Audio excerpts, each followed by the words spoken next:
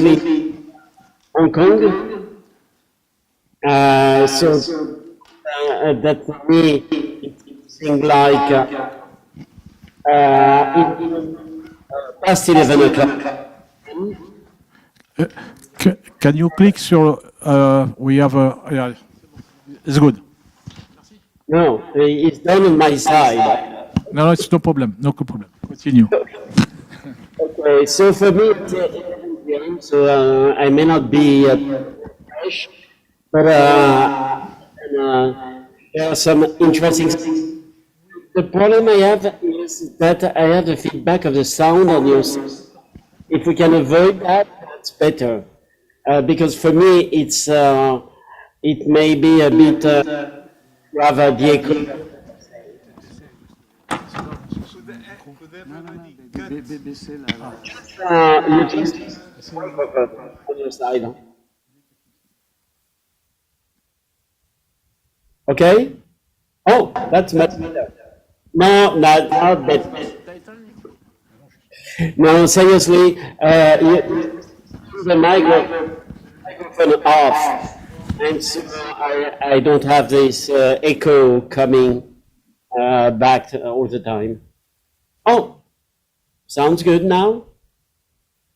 Okay.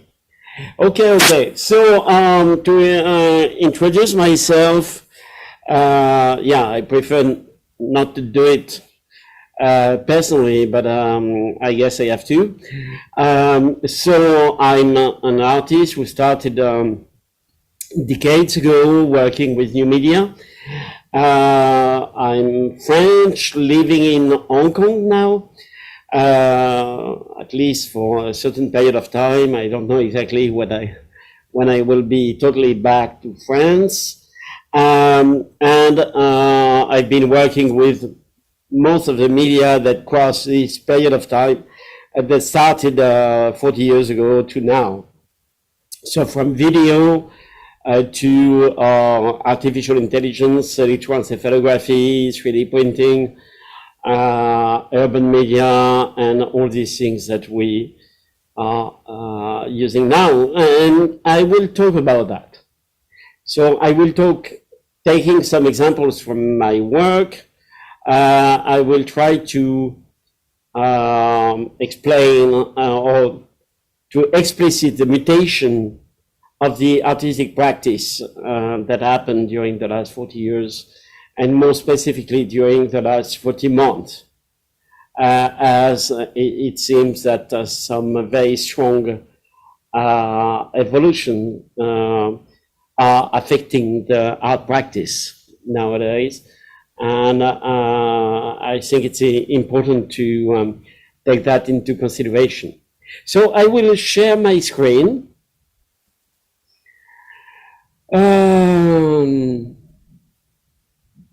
So I'm sorry, I've written Aisy Poitiers because I was not sure if it was in Poitiers or if it was in Angoulême. So I hope you will forgive me for that if there is a strong mistake. So do you see my slide? Now your mic is off, so I won't know if you see my slides. Yes, we see it. Thank you. Thank you. So yeah, the title I wanted to give is related to AI, which is a hot topic of the time, and augmented serendipity, which is, for me, one of the consequences of AI in our practice, and how this will affect the art practice, like photography in the 19th century affected the art practice. So I would like to take different layers of understanding and reading of the evolution of art practice during these last decades.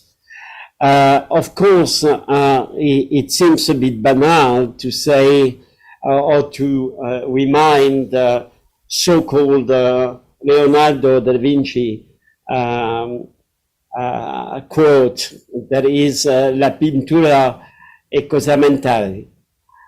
We are not sure he said that. He didn't say that exactly, and we have no text saying that actually, so no direct reference. But it's something very important that we shouldn't forget, is whatever the artist is doing, there is something happening in the mind that is probably showing, expressing another vision of the world, another vision of even another perception of facts that surround us. So what if beyond technologies, ideation and conceptualization would prevail? What I mean by that is that very often when people talk about the recent art history, and more specifically what is not in the kind of classical accepted contemporary art scene, that is more related to how technologies affected the art practice, people start with the technology to explain that. And I would like to talk more about the concept behind, not the technology, but behind the practice. And how, because of this concept, technologies and practices evolved in another way. So I did that very specifically with my work, and I tried to figure out a timeline that would represent at the same time the evolution of works made of different chains or different series of works that are connected by things that may not be only about technology, but may be about a certain conception of the interrogation of the time. So I started with video. It's not true. I started with painting, started with oil painting even, and drawing and ball pen drawing and things like that. But then I did a lot of photos, and when it was possible, I started using video. I mean, in the early 80s. And I did a series of works like that, and then I started working with computer graphics, 3D CG, to create one of the very first TV series made of computer graphics called Quarks. At the end, started at the end of the 80s and broadcast on TV in the early 90s. And then when I started working with that, I thought also I may expect something else that is related in terms of technology, related to VR, and this is a big question. I started with that, and then the tunnels, and then immersive VR, and also interactivity and museography, metaverses, interfaces, and so on. So, but this is not what I want to focus on. I want you to understand that we may work along something like 10, 20, 30 years on similar topics because what they convey is more related to concept. And this is why what I try to express with this subway map of my practice. And when I say subway, it's because the deep subways are actually conceptual subways that are just underneath the apparent, the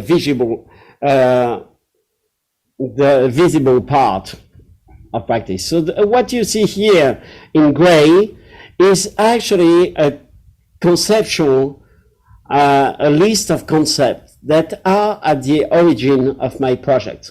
My project didn't come from technologies. they came from concept. Allô? Yeah. Maurice, excuse me, on voit pas ton écran que tu présentes, on voit simplement le premier, ça ne tourne pas là, on voit juste le titre de la conférence pour l'instant. Ah, c'est embêtant parce que j'ai passé une dizaine de slides. Ah, Let me see. So why you don't see my slides?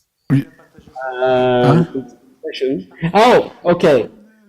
Do you see my slide Yeah, that way? yeah, now we are good, very good. I have no idea what this happened, but it happened to me once. Yes. And so I will try to make a resume, yes, summary. So that's too big. Is it too big? Let me try to see how we can, how we can have the maximum of surface dedicated to the slides, if you have a problem to see them. Okay, yeah, that's one thing. I can reduce that. And let me see if I can have that full screen. Let's say maximum full screen. Yeah. So that's what I can get. I'm sorry, I cannot do more than that, but this is probably helpful. You see my slide now? Okay, so I was talking about lines of works that look like a subway map, expressing what people see that is like the entrance of the subway. But behind these different lines of project that I've been doing for decades and going from one version to another, there are something more important, which is actually the conceptual map. The conceptual map is a series of concepts that explain or at least comment or illustrate how I decided to make some projects, because they have something in common, even if the technologies are different. So you see here, you have meiotic engine, extended relativity, transactional aesthetics, open media art, Yugan AI, neurodesign, reification, sublimation, artificial intentionality, and so on. All these concepts are actually the real motivation behind my work and not the technology itself. But of course, they couldn't be expressed without the technology. But nobody talks about what is behind and why people, artists, are using specific technologies and what do they express with that. And so if we go backward to the very beginning of the story, you understand that, for example, I talk about situations, and in videos I created situations where the people I interviewed didn't expect what it was, and they were artists explaining themselves about what they do.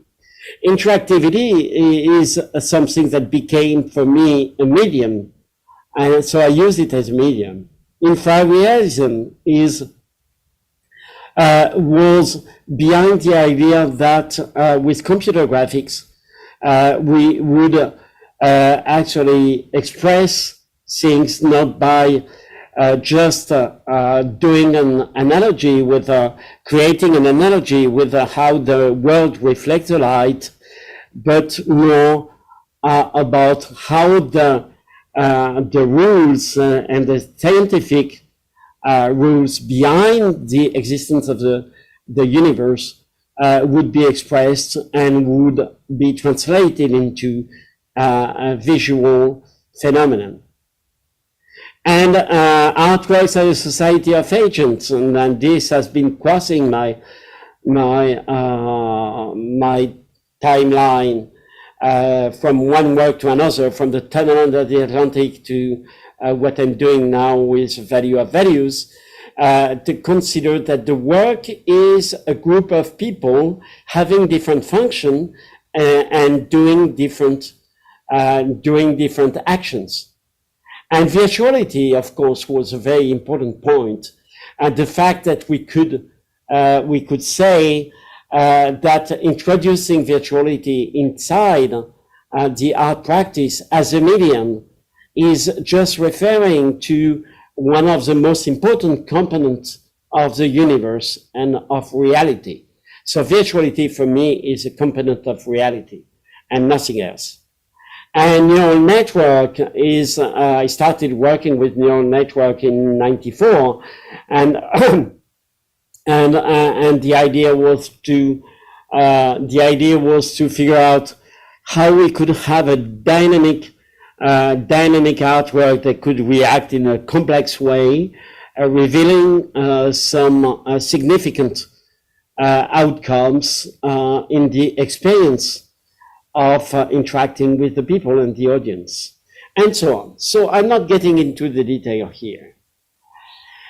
So another way of reading this is, of course, how some of the technologies are related to facts that belong to the known universe and the known world, and actually create a convergence between reality and fiction. So one of the things, of course, is the concept of real time and what we call live action. And so I wanted to represent different kind of live action, going from theater, performance, concert, and the optical path, which is, for example, a mirror of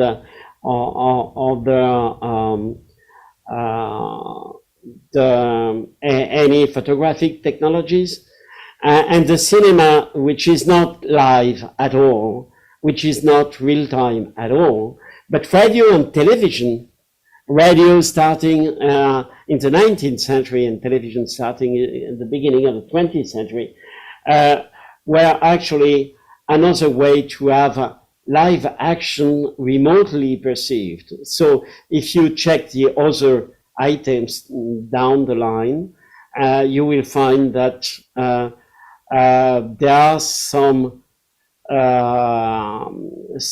differences that suddenly make sense if we understand where it goes. And there is a generative path in the art production process that include VR, AR, real-time graphics, based mostly on algorithm and process coming from generation, mostly digital, a signal that is discrete and not linear. So that's a difference between television and generative sound or generated image. And at the beginning, there is no recording. Recording came after. So for me, when I started working with computer graphics, what was missing was virtuality. And virtuality, of course, is something a bit more complex than what people call virtual reality, which is different.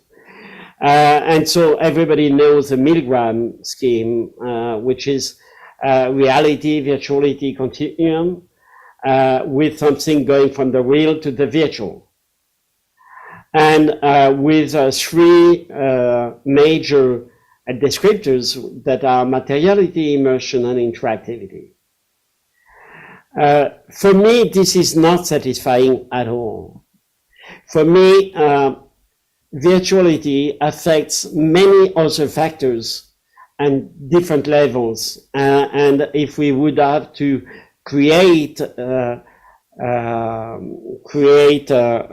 graph to represent how this virtual thing affects artwork, it would be more complex. So that's, let's see, point to line to line. So one is the art object is what we know as a painting or sculpture, drawing, photograph, and so on.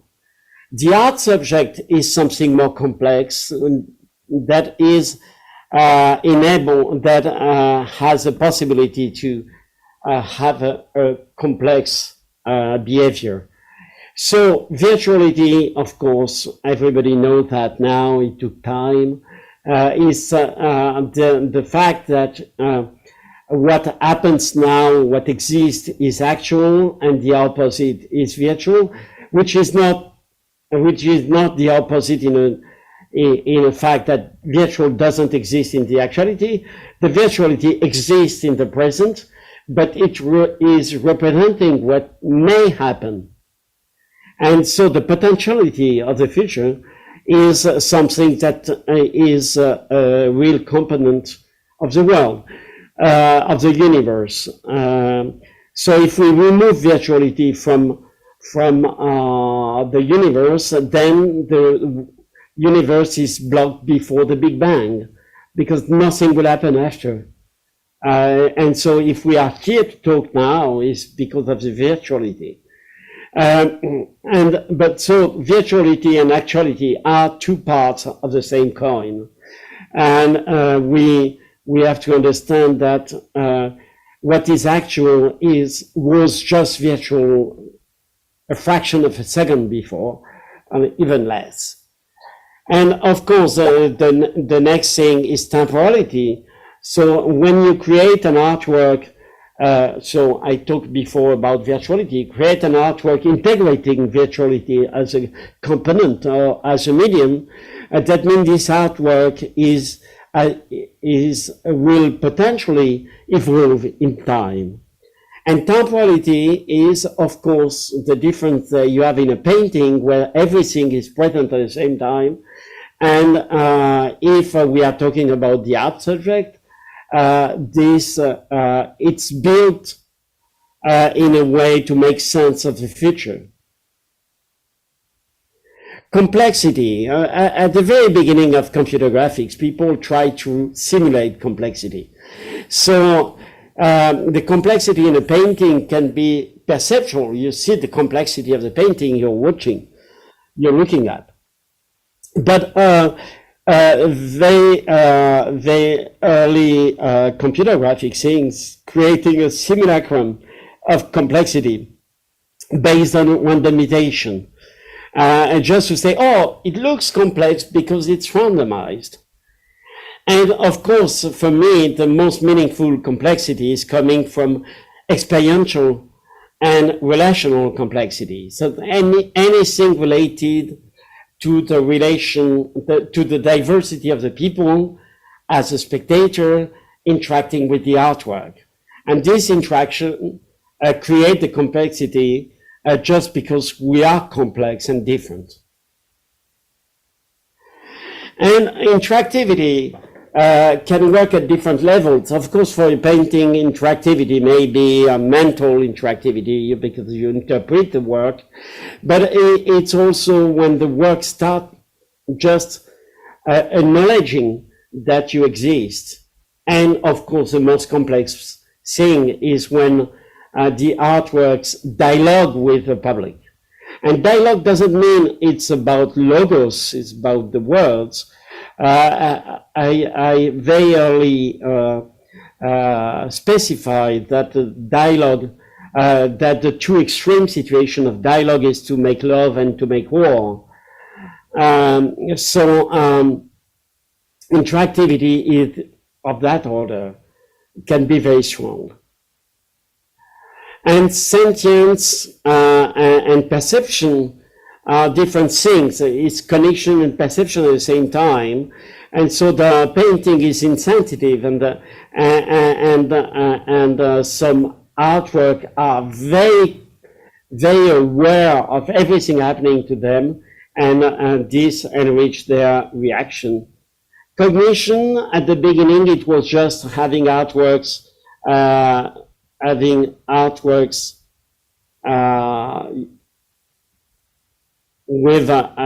affected by a memory.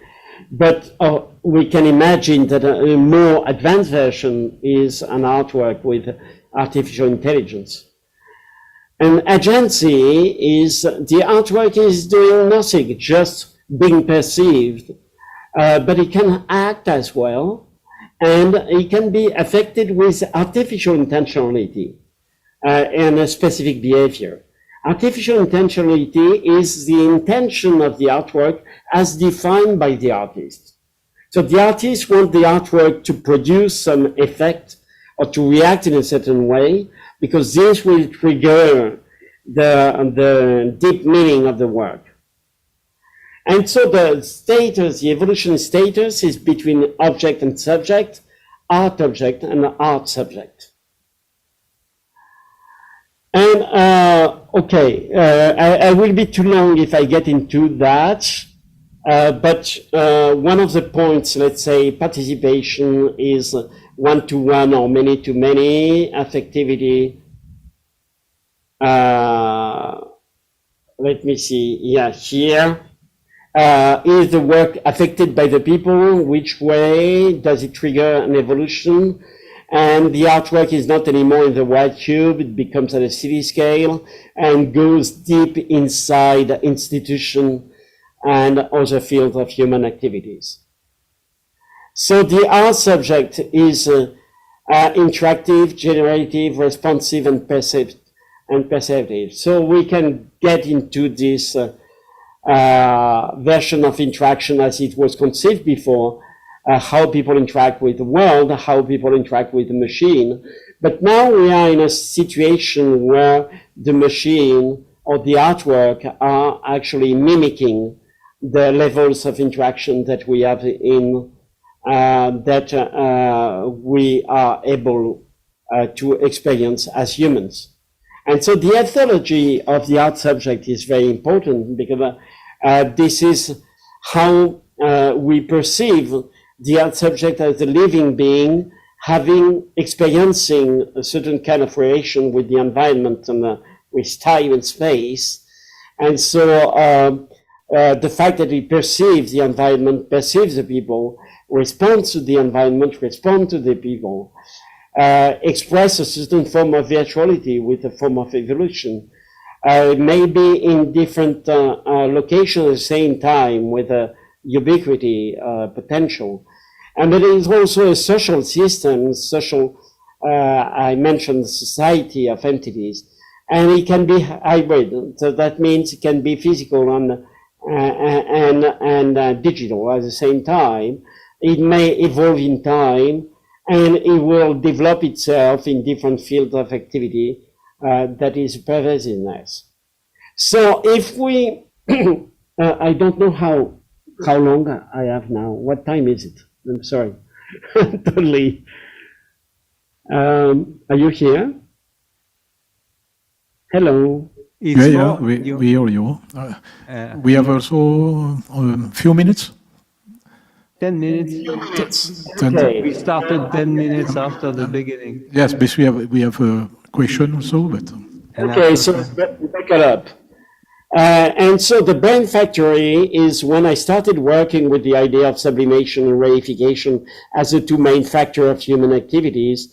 That means conversion of the world into data and conversion to the thought into matter and objects. So the brain factory started in 2016, and people use EEG to express themselves. And the result is creating 3D printed objects in the concept developed by Marx and Lucas and also Guy Debord of reification. That means the capitalism is taking advantage of the fact that we convert thoughts, emotions into objects. And so that similarity on the left, you see freedom as generated by EEG interaction and feedback loop. And on the right, you see the Statue of Liberty with a structure built by FL to make it stand up. So that different 3D printing thing that has been done between 2016 and 2018. And so I started the value of values by removing the reification thing. And instead of asking people to give shape to to give shape to human abstractions. I asked them to give shape to human values, and I put them on the market through the blockchain. And so I recommend you to see the video because you won't have the time to see it now. And it's a collaboration with Tobias Klein and Nicolas Mendoza. And that's a video you should see, and you will find it easily online on YouTube, on my website, and whatever. And so it's a global art project with neuroscience, culture, 3D graphic, music, design, poetry, economics, and so on. And giving a different status to the visitors of the show that become an artist, a curator, a collector, an art dealer, a trader. And the artwork itself is made of a generator, calligrapher, printer, reader, interpreter, scientist, analyst, accountant, poet, and so on. So this is different shows that have been done. The official launching in Seoul in 2019, where the media, everybody was invited to discover that, and that was in Gwangju, IZEA 2019 as well. The first version with 2 chairs. This was in Italy, in Macerata. This was a MoCA Taipei for the DAF Digital Art Festival Biennial. So that where plenty of people came to give shape. And more recently, Morphogenesis of Values at Asia Society Hong Kong, that means two months ago. It's a totally new version in a fantastic place where people were invited to create new forms of calligraphy, words to express human values, and trading platform allowed them to check how the values are distributed in the world and how the different countries and cities are ranking the values that determine their action. And so this is the reader and the interpreter. They are actually AI using their bias, artistic bias and marketing bias, to promote certain values that come from the reading of the calligraphy you have seen before, that the database, that the other things, 3D printing coming from the experience. And this is a footprint of freedom that concludes the show. Okay, and just to make it short, something different, because we can use different techniques. So that's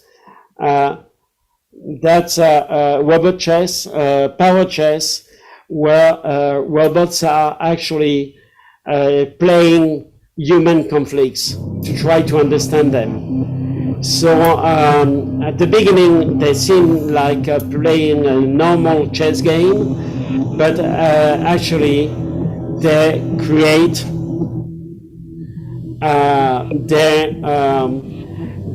different models of human conflicts, like Black Lives Matters and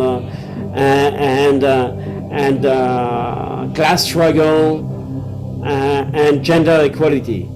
And so they play that to see who is a winner if we create a context and a model that correspond to that.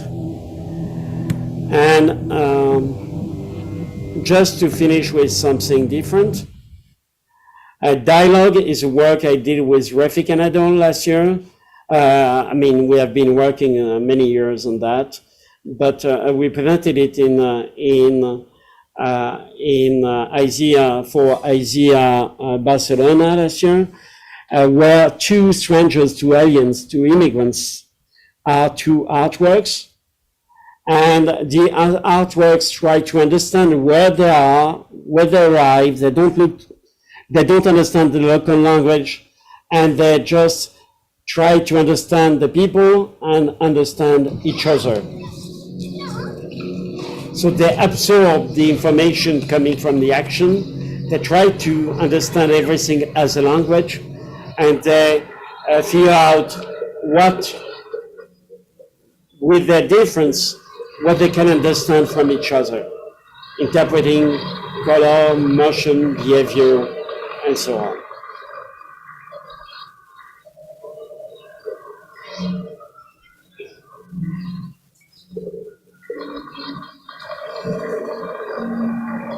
I think it's the conclusion of my talk.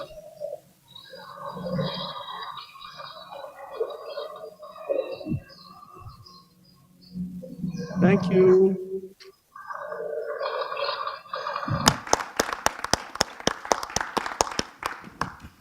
Thank you very much, Maurice, for this presentation. I don't know if somebody wants to ask some question now. Or yes? Yes, I can start.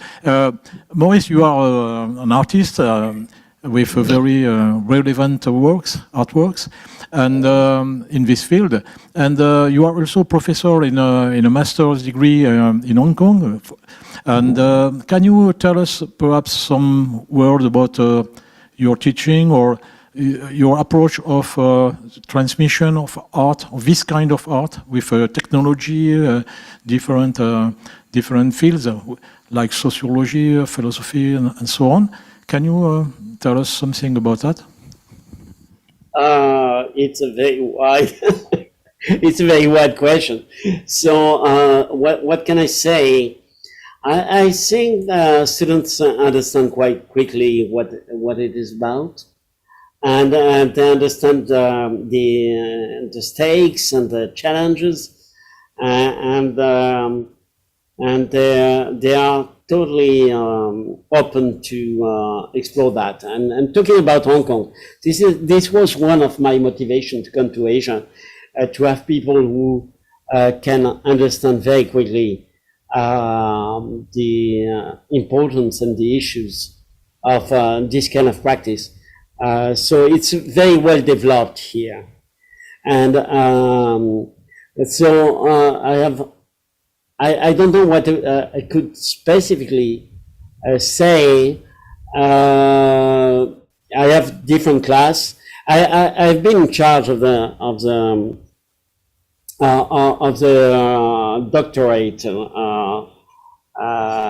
courses, and so that was during 4 years. I was leading the PhD program, and so I went from 13 to 64 PhD students in 4 years. So this is the kind of thing we can do here because they are paid. So that makes it easier. So we have people coming from all over the world to be part of this, and that's very good, and there is a real dynamic there, and with students working in very different fields, but having a collective experience being part of, because very often they come from other places around the world, so they need to be together, and I think it's very important to create a form of community also in the university program, so that works pretty well. Thank you very much. I have a question with more narrow than the question asked Frédéric. You know, this seminar is included in a large or vast program concerning the design of a master degree with the Tech de Monterrey, and the title we choose for the master is creative media, and this, you know, this expression is not so useful. And I know in Hong Kong you choose this expression, and my question is to know if you how did you find how did you choose this creative media expression as relevant, and as a provocation I can ask, is it not too huge? No, it's not too huge. It looks like too playful. And so it's a problem for research because we have very important action in research. And if you say just creative media, people don't imagine that you're doing high level research, what we try to do as well. Yeah, actually, the problem in Hong Kong was that when the school has been created, it was complex between the different universities that are public universities. And so the public universities have different fields dedicated to what they do. And some fields like art, for example, was already taken by some other universities. So we couldn't use art. And creative media was probably with the idea, because there is an important part of the program that is about cinema. Because the Hong Kong film industry is an important thing, or at least has been a very important thing, very creative and very powerful.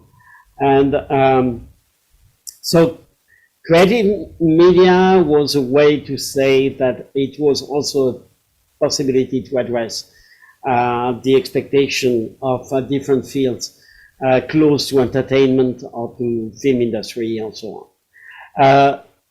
I cannot say we were totally satisfied with this name. I was not there when it was decided, and there were not so many options. So sometimes you have to understand that there are things that are more strategic or political than what they should be. I propose many other names, but I won't get into the discussion, because then people will ask me, why you say that? Thank you. I think that it was the same for us, because we had to make a mix between video art, animation, and digital art, and I think it was necessary to find a new concept. And I think I could on you.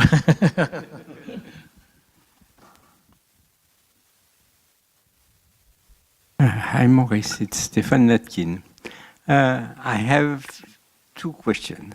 The first one is directly related to the title of your presentation. Maybe I didn't follow yet, but what is your personal relation with AI?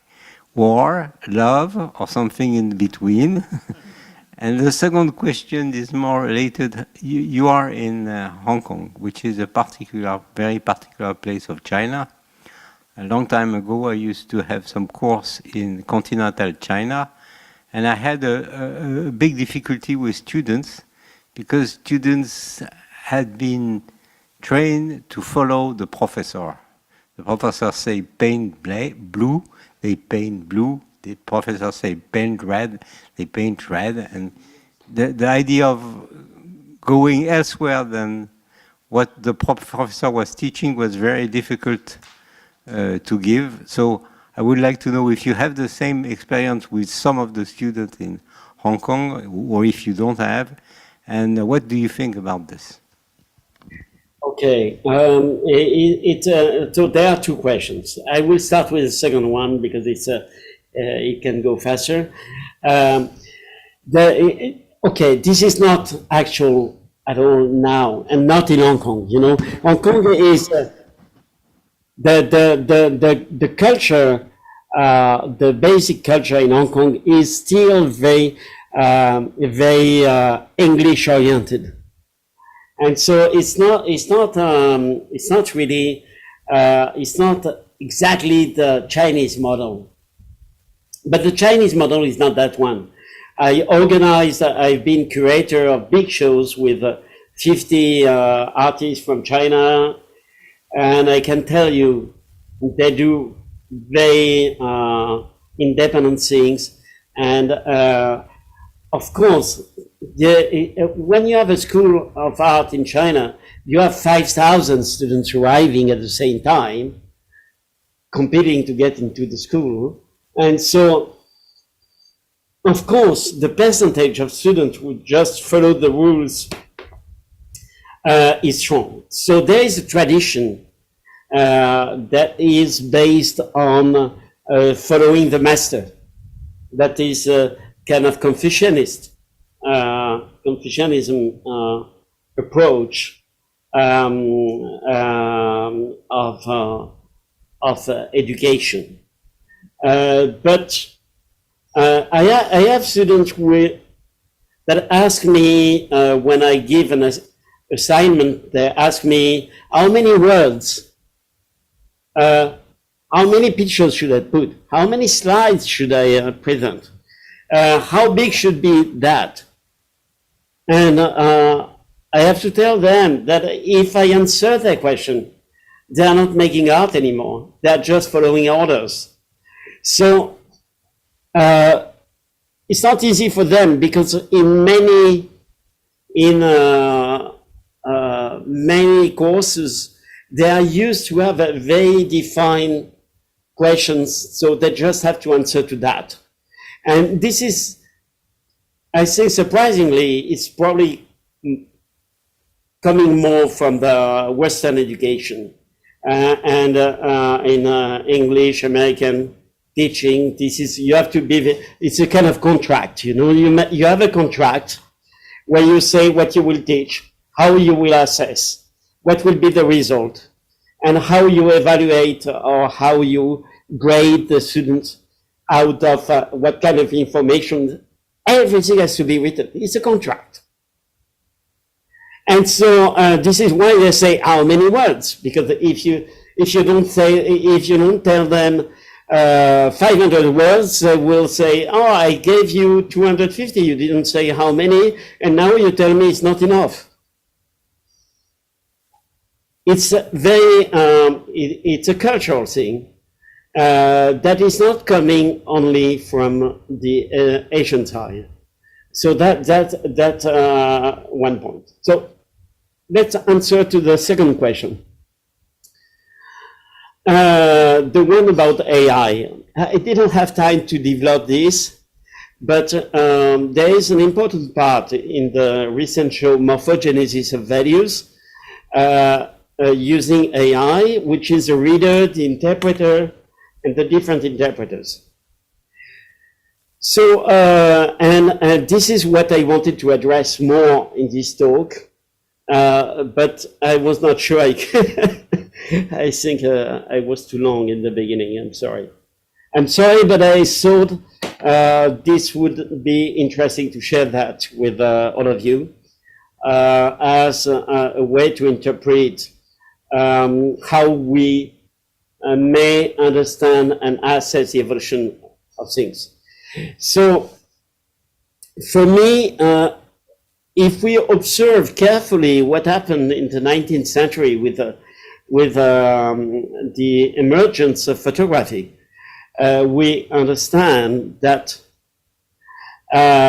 suddenly a big part of the artist's job, like making portraits, painting, landscape, and so on, was suddenly done by machines.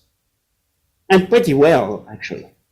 Not at the beginning, but very fast it became good quality photography. And what happened? Impressionism. All the movement that appeared, that emerged at the end of the 19th century came more or less because of photography.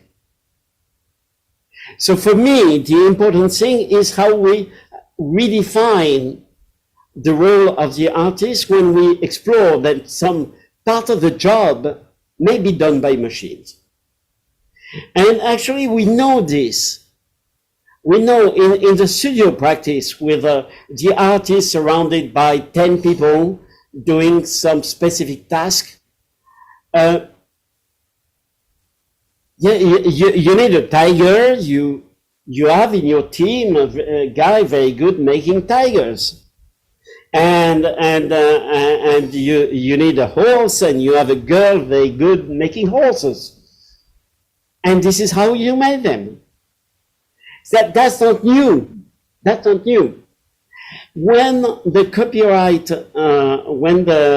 copyright office in US decided they couldn't copyright AI made images because there are too many elements that come from other inputs, you may just wonder, so how can you copyright a photograph? You know, I put my camera, I frame, I push a button. So everything in the frame is not me. How can I copyright that? So the question is what is the difference? How the artist can find a specific place? And so in the work, in the value of value thing, I'm not asking the public to create, to give shape to values with EEG. I ask them to assess. That means I ask them just to see if this shape is better for freedom or for money or for something else. And suddenly the curatorial process becomes the priority. And this is what people do. And doing what I call iterative curation, so that's also in the timeline, you have seen just a part of it. Iterative curation is exactly what you do when you use a tool like Midjourney. Midjourney, you have 4 pictures. You have your prompt, you have done your prompt, you get 4 pictures. If you're not lucky, Midjourney doesn't understand anything to what you ask, because you have been asking something to abstract, they don't know. So what Midjourney does in this case is it makes a face, a landscape, architecture, and abstract shape, decorative shape, mostly. Then what you do, you select one of them and you say, do variation on this one. So you're suddenly narrowing the potential of the thing. And then you do the next one, you say, no, this one, this one, this one. Or you may also modify the prompt. By doing that, you do exactly what a curator is doing. A curator talk with artists and say, no, I'm sorry, I cannot put your work in my show because there is something that doesn't work. I want this, I want more of that, and this is how the work becomes interesting. And this is one of the big mutations, you know, since Duchamp create Fontaine, is that suddenly the fact to be a curator and not a creator, it didn't make the urinal, it didn't sign it as well. He's not the one who made that, you know. It's probably Elsa von Freitag Loringhofen. So when he did that, he said in a way that the act of selecting something and presenting it as an artwork is more important than producing the materiality of it. Interesting. That's a big mutation. So how the artist modify its practice? So you see in the part of morphogenesis of values, you have the reader, the interpreter, 2 interpreters. So the reader is taking what has been produced by EEG and try to understand them as Chinese characters and find different words that become keywords. These keywords are given to the interpreter. The interpreter, there are 2. One is a visual interpreter, and the visual interpreter has a bias. And the bias is an artistic bias. That means he tried to make something that is artistically good or pleasing. But there are subtitles. And the subtitles are created by the textual interpreter. And the textual interpreter has another bias, a marketing bias. So I have the artistic bias fighting with the marketing bias. And the 2 biases create a new meaning, which is the meaning of the work. So I'm not using what the AI produces as a result, as a final result. I confront AIs, creating a kind of conceptual fight that will make sense. This is how the artist, I think, can find one's place by a position, by redefining what is the role of the artist in this practice. I've been a bit long, I'm sorry, but I was supposed to talk about that in my talk. Thank you just very much. one thing about augmented I just would like to say something about augmented serendipity, because I have to, of course, it's in the title. I cannot say that without saying what it is. So as soon as we understand that the artist's intention is to produce something that comes from the experience of the world, it's very close to the concept of serendipity. That means you find something, nobody pay attention, and suddenly you see, oh, this is interesting, I want to make an artwork out of that. That's serendipity. So what happens if instead of just waiting for the artist to find something in a plate or elsewhere, if the machine can accelerate the process of proposing things that could interest or motivate the artist. This is what I call augmented serendipity.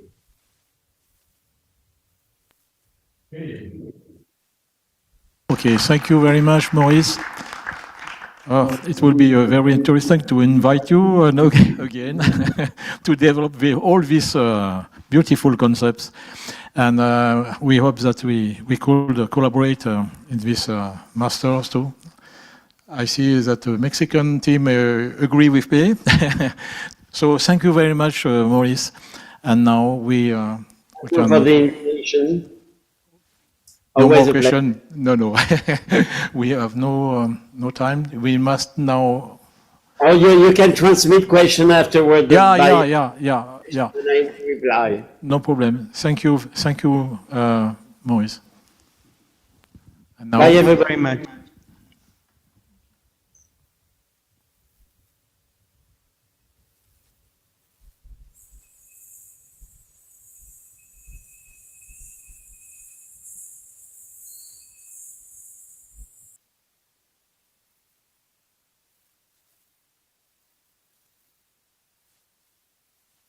please, can you switch Zoom?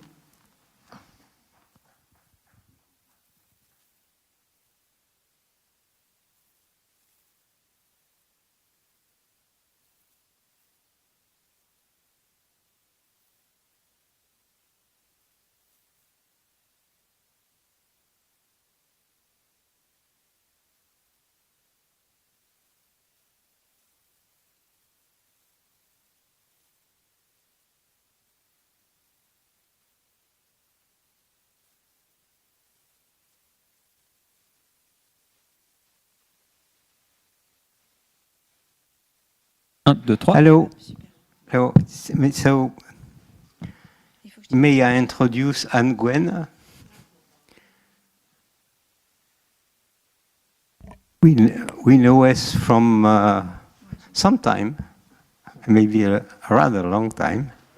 And Anne-Gwenn was working on making stories with computer and the architecture of computer who are able to work on games and exchange, and she will talk to you about storytelling machines. Okay, so is it okay? Do you hear me? Is it working? So apologies, it's been a long time since I have presented anything in English, so if I skipped a word or two, you'll have to bear with me. I'm a computer scientist, so I won't talk about art. The most I do is maybe a bit of artisan things. And so I'm coming from here, like Stéphane said, I'm coming from the far west of France.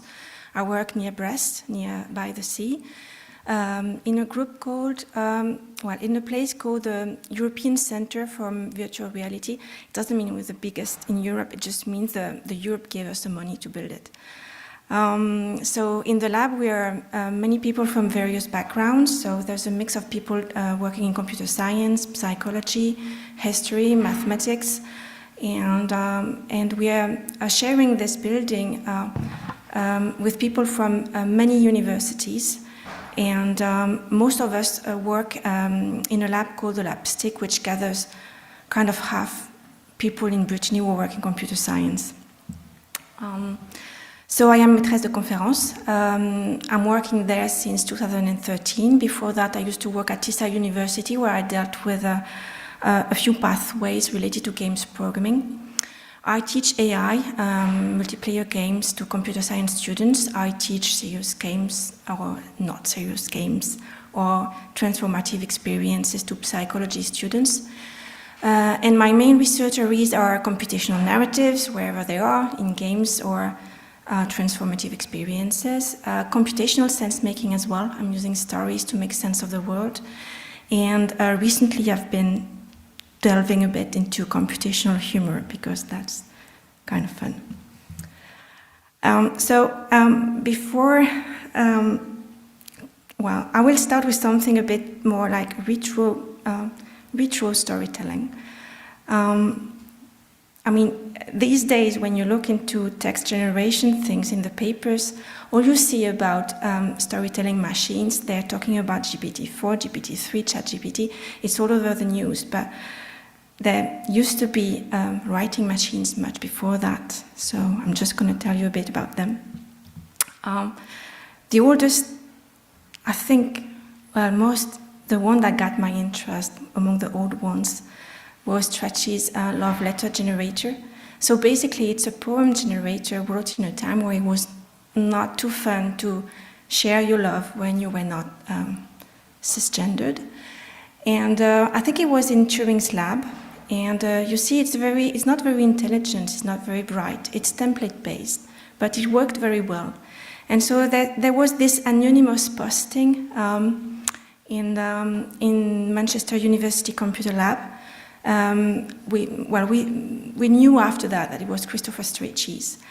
And it kind of works very well. If you want to know more about this system, you can read a very good paper by Siobhan Roberts in The New Yorker. Another that I like a lot is La Machine à écrire from Jean Baudot. It's a classic from French literature. So this book is composed of two parts. The first one is about fragments of poems generated by a machine that was written, you see well, in 1964. So just to give you an idea, I think it was among the time that Oulipo started to work. So if you look at this book, there's a lot of generated poems. Some are okay. I mean, I translated with an AI, of course, but you can have the French version just before. So the affable contest and the proud autumns chased away the fiery mists. It looks a bit dreamy, has dreamlike quality. If it was written by a human, I would kind of accept this as a poem. Well, we know it's written by a machine, so we may not. At the end of the book, he starts to have the idea of building a corpus, well, what NLP researchers now would be calling a corpus. And he generated poems just based on vocabulary extracted from Victor Hugo's work. And it gives something like aristocratic gleams and sovereign wings desecrate justice itself, which kind of look like something maybe Victor Hugo would have said, I don't know. But we can also find my favorite verse in poetry ever, L'histoire sauve la compote derrière le vent, which means absolutely nothing. Or I think the translation gives something like history saves the compote behind the wind. But the surreality of it just looks great, I think.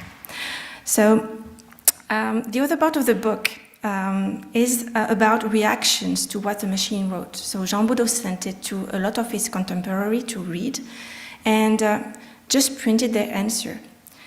And well, you can just look at it, having in mind everything you read in the papers nowadays, or, well, Félix Leclerc was a very famous poet and writer and songwriter, and what he said was, I read with dismay what the machine had written. The little that is left to man, let's leave it to him before he becomes bottle, and if it does, he will no longer be called a man, and I hope to be dead. So he was kind of not impressed and hoping he would never take off. Now, we've seen those reactions, right? We've also seen those reactions recently.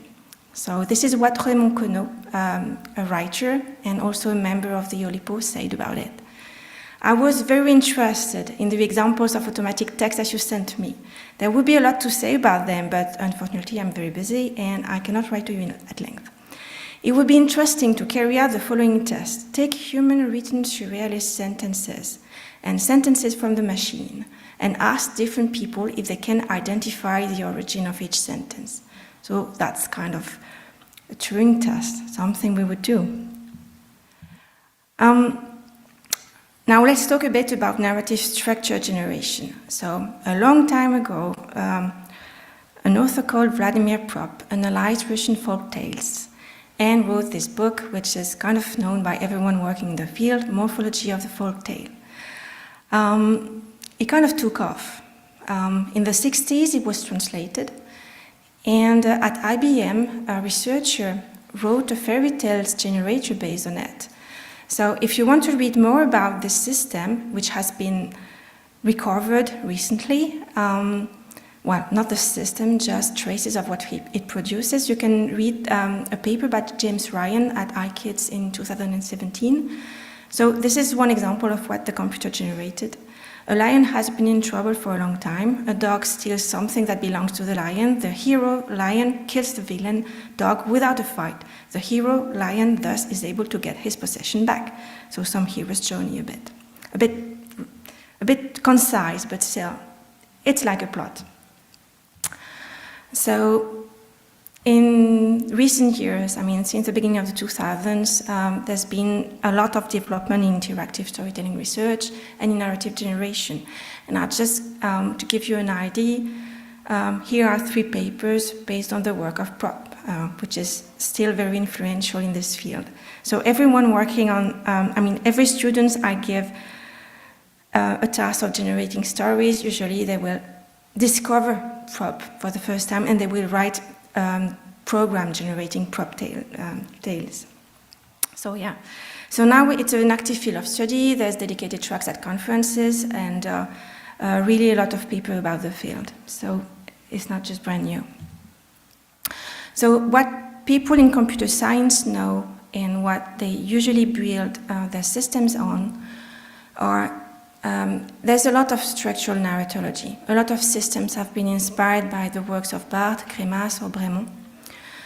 Usually in the papers, you will find there is a difference between in the systems made between the story, the discourse, and the narrative voice. So the work of Jeunette has been very influential with computer scientists. And so we usually frame the way we interact, well, the interactions of the system within these works. There's also a lot of interest generated by study in the psychology of story understanding or stories such as ways to represent knowledge. So for instance, the work of Schank and Abelson about how we make sense of the world using scripts, and the work of Trabasso, Van den Broek and Sperry, for instance, was also very influential. So this work emphasizes the way causal thinking and narrative events are related. So now narratives, they can also be used as a game mechanic, and that's where interactive storytelling is more interested. So what is a story? What is a narrative when it's a game mechanic? Well, basically to a causal structure and effects. It adds a specific kind of effects. By manipulating the causal structure or the order in which you disclose the events, you can structurally create curiosity or suspense or surprise, which have been also identified as the main markers for narrative tension. There's also very specific emotions, affects, empathy, emotional contagion, catharsis, that's kind of old. But there's something more. So on the right, you can see my daughter who's found my stash of old game books. There's agency, that's more important. To get engaged in an interactive story, you need the readers, the interactors, the gamer, to have the feeling that they have an impact on what's going to happen. They need to know that their choices and their actions will influence the way the story evolves. So this is called the narrative paradox. This is a well-known phenomenon where authors, they just want to author and they just want us to experience something the way they are written. And gamers, readers, we want to have our own story to happen and to have a real influence on what's happening. So most of the people who work in the field of interactive narrative, they're trying to address this narrative paradox in one way or the other. I just wanted to go across a few tropes that have been used in games a lot for interacting with the narratives. So in the classical adventure game, for instance, the narrative paradox is solved in favor of the author. So I remember once Stéphane invited Sokal for a conference, and he said, well, I'm the boss. I'm the one who's writing the story, and I'm telling it the way it should be experienced. And so in that sort of games, you have a story which is very linear. There is no branching. There is no agency for the readers. You have puzzles to gamify, to provide obstacles, to give a sense of flow, but the story won't move. It's told as written. If you look at the game books, it's another trope. It's a branching story. There's more agency, although usually it's prescripted.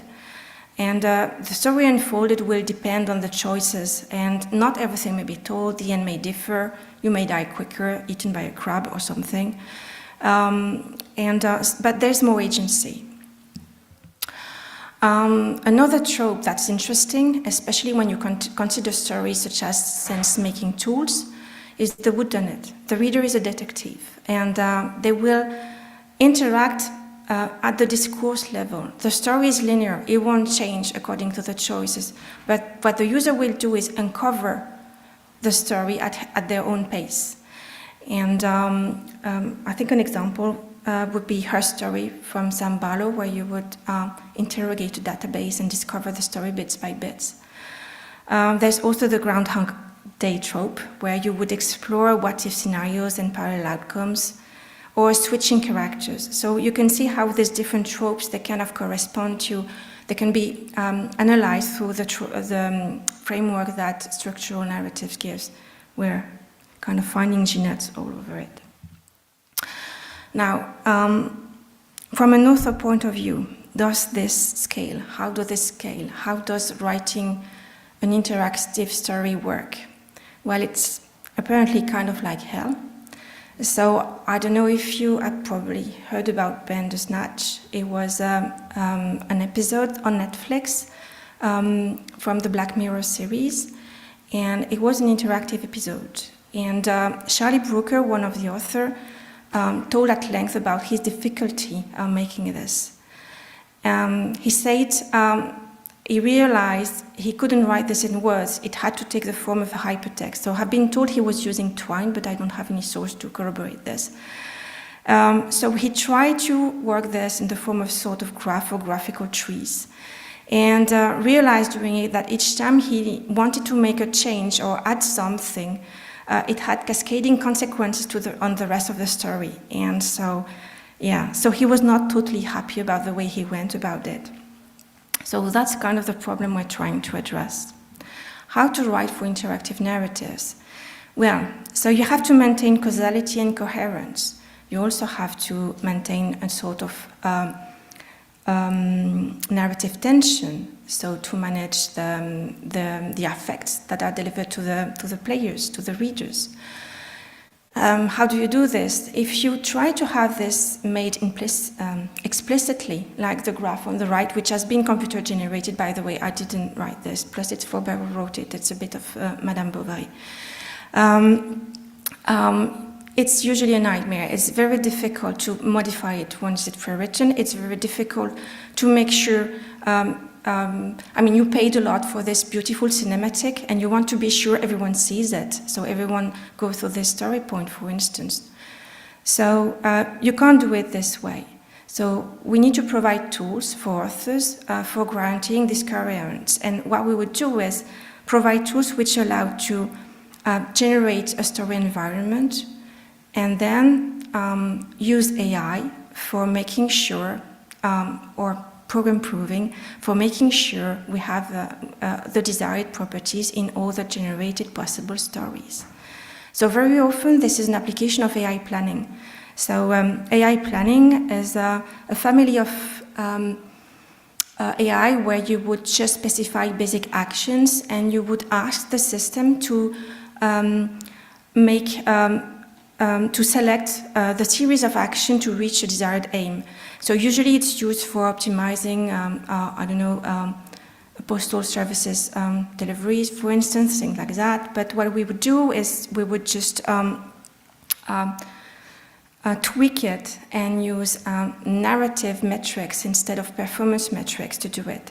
So if you're interested in this topic, you can look for people such as Michael Young, Mark Riedel, Mark Cavazza, Fred Charles, and Julie Porteous. That sort of stuff they're doing. So me, I've been doing that sort of thing. So basically it's kind of similar. So the sort of tools I'm working on, we're specifying narrative environments using some form of logic programming. And so this is an extract from the specification of Madame Bovary novel.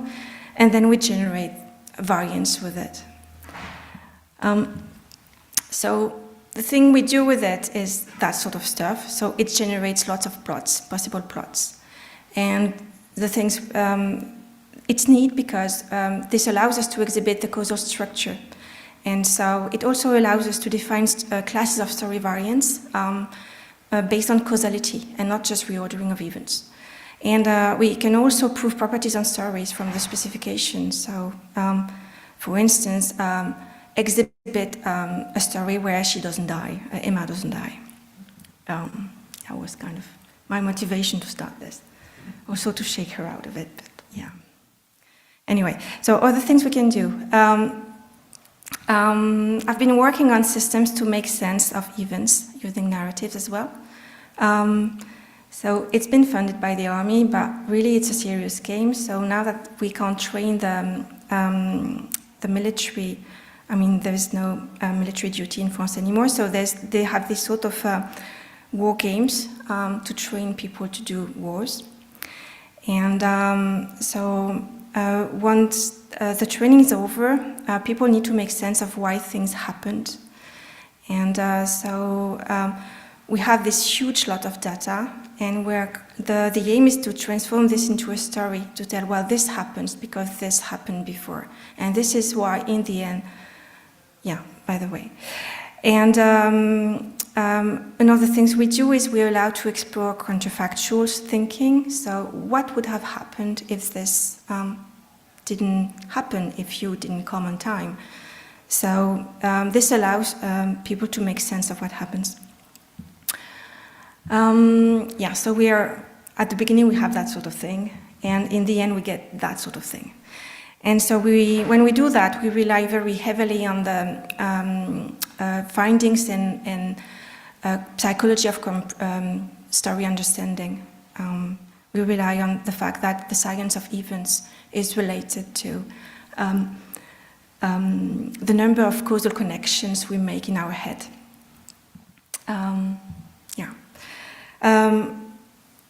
We've also been working with the gaming industry. So this is a company that came to us with a problem. So they're doing escape games in virtual reality, and their problem is that sometimes, people go too fast, and they're doing the entire game in half an hour, and they paid for an hour, so they're frustrated. Other times, they get stuck. And so usually when they get really stuck and there is a risk that they arrive at the end without having narrative closure, there's a game master that enters the room and say, well, now you open this door and you take the body and you pick the password that's inside his pocket or something. And so that kind of breaks the immersion usually when you do that. So what you want is to be able to detect when people are not finding their way around a game simulation and to give them cues to have them back in the flow of the story, and possibly in a diegetic way. So that's the sort of things we've been working as well. Provide game masters with alternative pathways and maybe in the future work on cues to put players on the right track. So on this theme, I just wanted to go a bit about the open issues for VR storytelling. When you tell stories in VR, you have the narrative paradox that authors of interactive fiction know, but it's on steroids. It's not just that you have to make sure that everyone gets told the story and that the author wants. Still feeling agency, but there's also different engagement mechanism between storytelling and VR. So for instance, when we write a story, we work a lot on perspective taking and empathy with characters. So how does it work with embodiment in VR? So does it catalyze things? Does it make it better? Or are they going against each other? We don't really know. There's also, there's been evidence that suspense, using suspense, creates a sort of focus tunnel, and that it may go against the understanding of the scene on the whole. It's very difficult also to manage the attention of the user. So in a 360 world where users can do pretty much anything they want, they may find the universe very beautiful, and so they may miss a cue, for instance. So how do we manage this? So there's a lot of work on what multimedia cues to use to put people back in the tracks of the story. And there's also lots of possible use for novel interfaces such as gaze sensors and everything that affective computing may give us in the future. There's also something specific to interactive storytelling and transformative experiences in these sort of environments. So we say that there's affective dimensions of storytelling: surprise, suspense, curiosity, empathy, and emotional contagion. And there are scales and theories for framing how this can be evaluated, for instance. So there's Green and Brock's theory of transportation. And this theory is important because it says that if you are transported into a story, this is a precursor for narrative persuasion. So there's a lot of people interested in studying that. How can you measure this? Well, there are questionnaires, but all the questionnaires, they're made for written material. And so far, we don't know, we're not really sure how to evaluate this in other contexts, multimedia context or VR, for instance. Well, we don't know. There's been some start of studies, but it's really not clearly framed yet. And also, I wanted to finish the talk by talking about the elephant in the room. The elephant is a transformer, so it's kind of difficult to make a talk about generating narratives or text these days without having to talk about ChatGPT, the same way it used to be difficult to not talk about Terminator when you were doing a talk about AI in a college. So ChatGPT is not able to generate reliably coherent novel yet. So when it is asked to give you a novel, it will, say something such as, well, I'm not really good at keeping things coherent on the long term. Please ask an author. It's also possible it's been told to answer that, to not frighten too much the authors, but yeah, it's very possible it doesn't work that well yet. That said, researchers are working since a while on more structural approaches, and combining the old approaches with ChatGPT, you get new stuff. So I've just put a reference to a paper by Mark Riddle, which says, well, if you're interested in the topic, this is his lab you may want to watch for. So it's gonna come, okay? So I have kind of no doubts about it. Now, will it be good enough? We'll see. So, I'm not sure I have an opinion yet on this, but one thing I'm sure is that we have to be careful about what we value. So, the topic is already in discussion since a long time in other fields of media. For instance, if you look at the work from François Pachet, he's big in music generation. So he's written about the IKEA effect. The IKEA effect is a kind of a cognitive bias which makes you like more something you've put some effort into. For instance, you pay more for having kit-made IKEA shelves because you're putting the nails into it. So you will love the product better and you're ready to pay more for it. And he explained this way, the fact that AI is adopted by creators very much as long as there is a role for the curator, as long as the human selects it. So I think that's why people would like the AI to not do all the job. And if our tools do that, they might be accepted by the programmers, for instance. There's also the handmade effect that's been studied in marketing. We value human-made things. Okay, so this is something. So the study I've put the reference to here say that if you like someone very much, the closer you are to them, the more you want to have them something handmade. For a gift, the more ready you're ready to do that. I just wanted to put this all into the mix of the reflection of AI, because I've also been delving in, a bit into computational humor lately, and computational humor with AI is one thing, because you can have all the problems of AI into it. Jokes are biased, they're sexist. They make small groups of people laugh together. And so you have all the problems of the bias, of the acceptability of AI into it. And so we first started by organizing a joke generation hackathon, and this was only with researchers, right? This was at an AI conference. So everyone gathered, and so we made jokes using GPT-3 or other means, sometimes templates and cadavres exquis kind of things. And from this, we curated a lot of AI jokes. So one thing which was interesting first was that people thought they would not laugh at AI-generated jokes. Well, they did. They did a lot. They did laugh a lot. As the last step of this experiment, we went to a big scientific vulgarization event in September, and we implemented the Raymond Queneau test, you remember from the beginning? So we gave people a list of jokes. We mixed up those generated by AIs and those written by people. And we made them say, well, don't mind the stripes, there was a dress code. The robot in the stripes on the picture on the back uttered all the jokes. And people had to decide if they were told by written by a human or generated by a computer. I mean, it was just random. People wouldn't make the difference. So another interesting is what happens when we laugh with a machine. Laughing and joking is something we humans use to create rapport. And when we laugh with the machine and not at the machine, we kind of establish a rapport with it. And so we have a tendency, we humans, to anthropomorphize. So ultimately, we will have this rapport with the machine.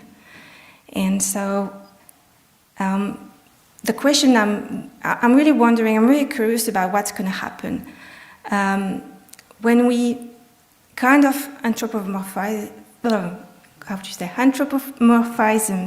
the AI, when you think it's kind of not real, but you create a rapport with it. Are you going to give value to what it creates? And so just wondering if the handmade bias is going to work with these AIs as well. Okay, on this I'm finished.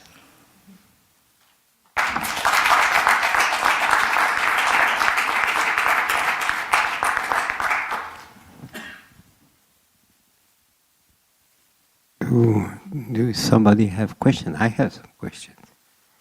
I'm allowed to start. I have a question which relates, when I heard your talk, with the talk of Maurice. What would you think if we could use one of the mechanisms you have showed to generate a lot of text, and then the author choose the good one? You use it as a CRM.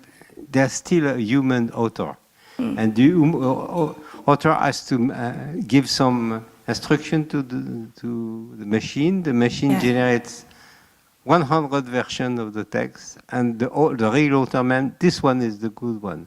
I was thinking that we have the problem with GPT for students generating some. You could use this mechanism. You said, you can also use it to generate your exams. So.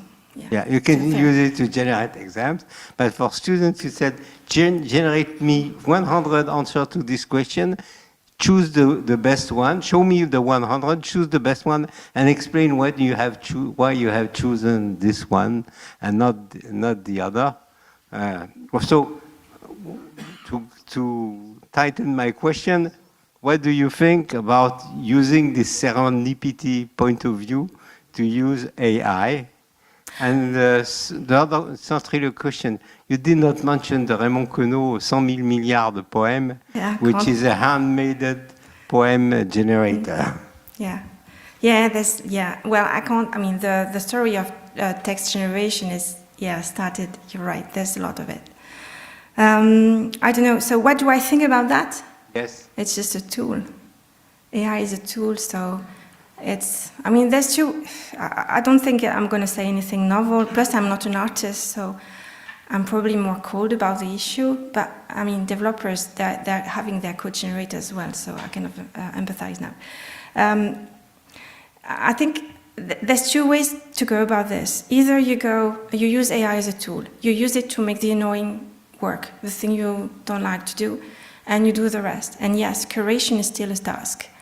At some point, maybe the AI will be able to generate all of the stuff.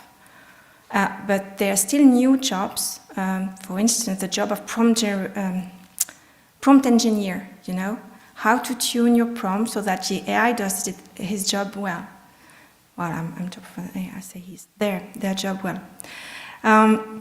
So that's still a job, even though it's not the same one that it used to be.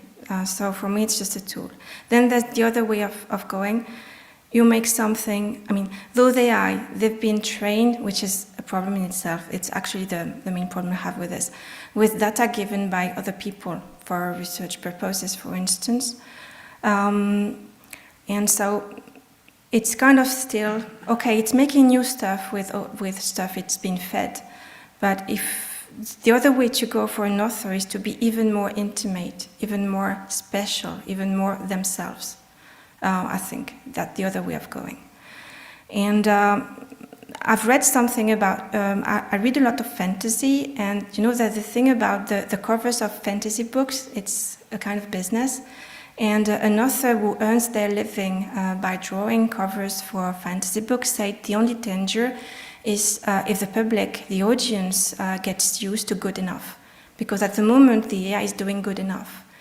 And we need to, that the audience is still used to have something more, that they don't always settle for good enough.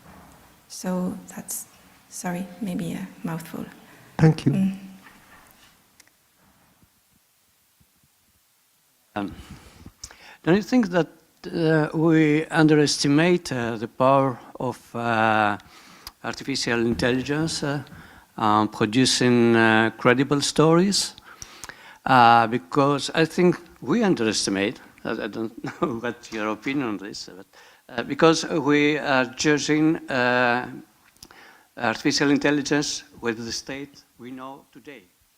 But it's evolving very quickly. Very, very quickly. Yeah. And GPT-3 tourism.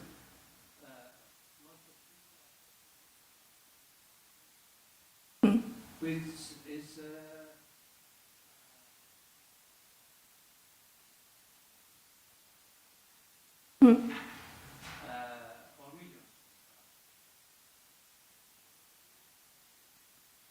stronger than GPT-1. Was some thousands of times.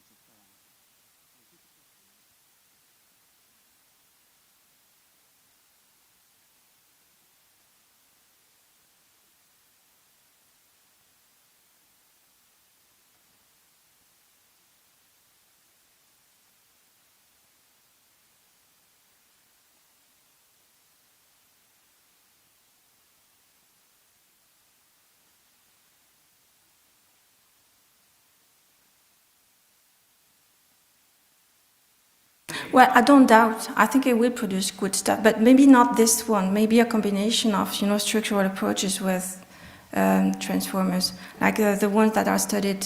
I mean, most researchers now, they're trying to combine approaches. So the transformers, they're really good for statistical work, but still, if you want the frame, a proper frame, it's cheaper to do it by hand using templates or more, deliberative approach of AI.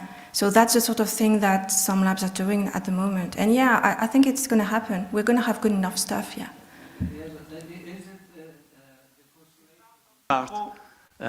Is it the consolation part? Because you talked about the handmade things that we prefer, but how many handmade things do you have at your home?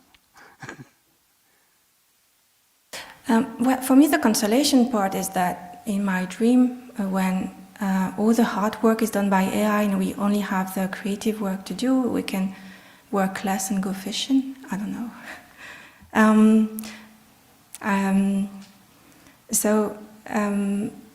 Why are you looking for consolation? Why is it? I guess I don't understand why you would look for consolation for this.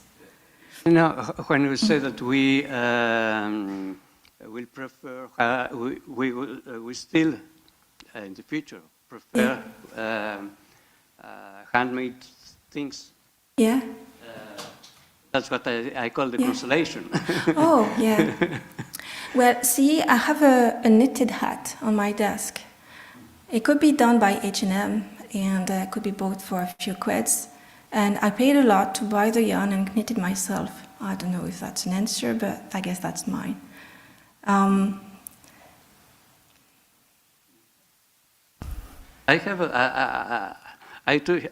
have some handmade things too, but it was just gifts for decoration, not something I can use in everyday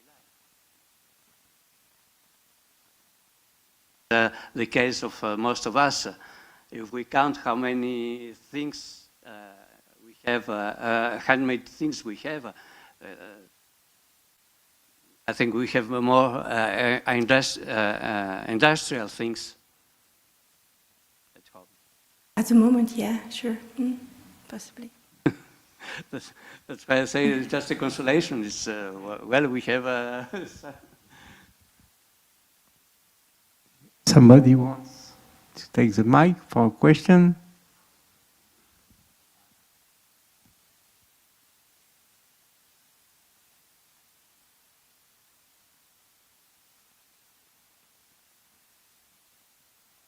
Hi. So my question is, what's the purpose of creating a relationship with machine by laughing with them? And is there any way that it could be used in psychology uses? I don't know, sorry for my English. Yeah, actually it is. Well, thank you for asking, because I forgot to mention this is the work of my PhD student, and he's working on a system to help people to train giving talks. So I'm often joking that it's been invented for myself, because I don't really like to talk in front of people. And it's also been used for people who have pathologies linked to language. So it's been used in in clinical trials at the moment. Thank you for the conference. I have a question for you. The more we rely on AI, and we have to fed it with more data, but at the end, if we rely too much on them, we won't create anything new, so it will only fed itself. So do you think we can, at the end, only accomplish some kind of loop and never create something new anymore? Well, well, I'm not a specialist, but there's this theory about computational creativity, like called computational blending.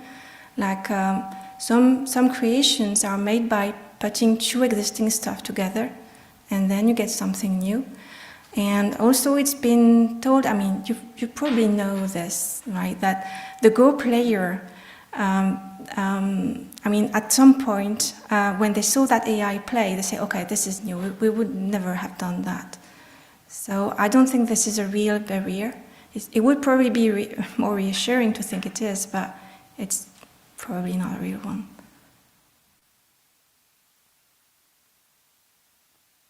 Thank you. Yes, question or maybe reflection about the AI in the movies. Science fiction do a lot of dystopic ideas about AI and robotics when they are combined. So maybe how this affects the imaginary of the people? How is it involving the AI right now? Oh, it is true that it's not just for AI that science fiction authors, a lot of them tend to get it right. I mean, I know that everyone's very onto Snow Crash because that's the one book from Neil Stephenson that the guy with the social network read. But there's the other one, Diamond Age, where Neil Stephenson tells the story of a storytelling book which adapts to the audience. And there's actually a trial described in the book. There's 3 girls with different settings, and they go through different experiences with the book. And he got it right, also in the sense that big companies are leading the game. They have data and they have all the means to make these technologies happen. So I don't think they may have been influencing people, these AI stories, but they don't always get it wrong. I think in France, the Defense Ministry actually commissioned science fiction authors last year for imagining what will be the threats of tomorrow. And there is a specific call for research by the Defense Ministry that are linked to the threats identified by science fiction authors.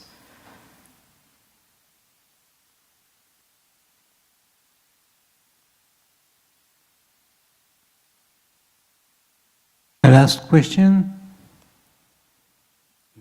No. Okay. Thank you very. Si? Last but not least. No, short question. What do you think about the convergence of other systems in programming field, like bio-inspired programming?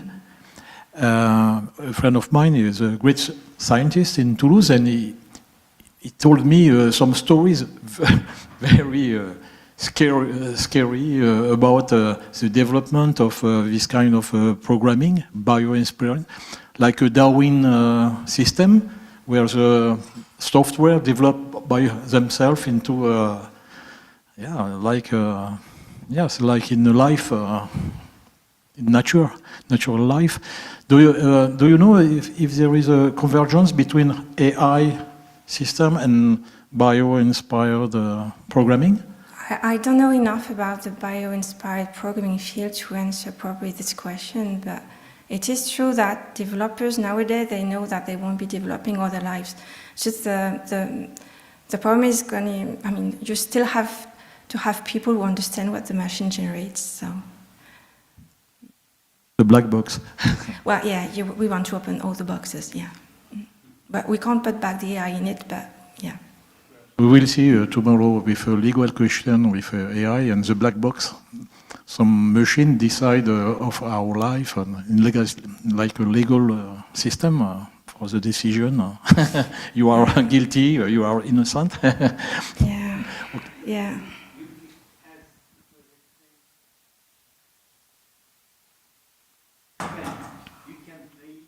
Dice Man. I don't know if you know the game, the Dice Man. A man decides of all his decision throwing dice. Yeah, that's Does most he will ethical. eat or fish? He plays dice. Will he leave his wife or not? He plays dice. And every time he has a decision. So you can combine with AI generator. He selects 25 possible decision, and then you play dice and decide which one you will take. Thank you. Thank you very much.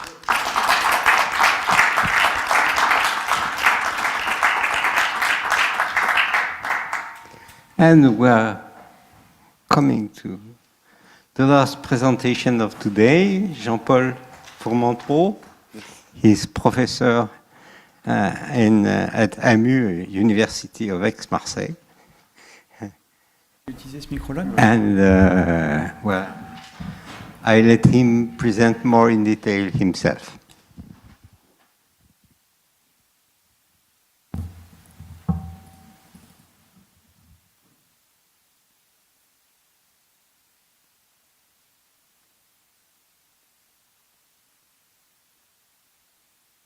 Okay.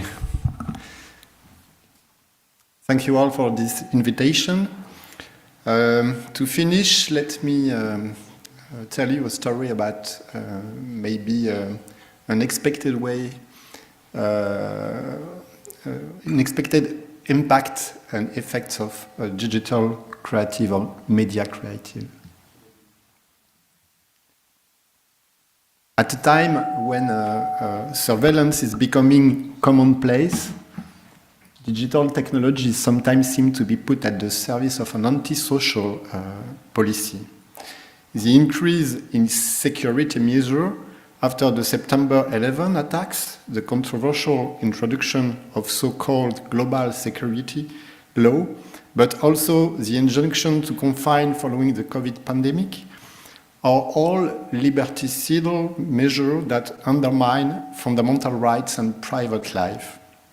Under the guise of shared vigilance, presented as a factor for improving social life, states have adopted increasingly intrusive digital technologies, video surveillance, data surveillance, facial recognition, and AI, drones, biometrics, geolocation, RFID, etc.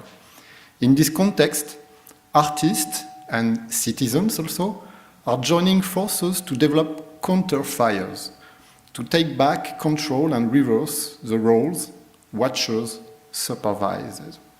It is possible to restore and guarantee a democracy of surveillance. Can citizens exercise a right to under surveillance? And can art have a role to play here?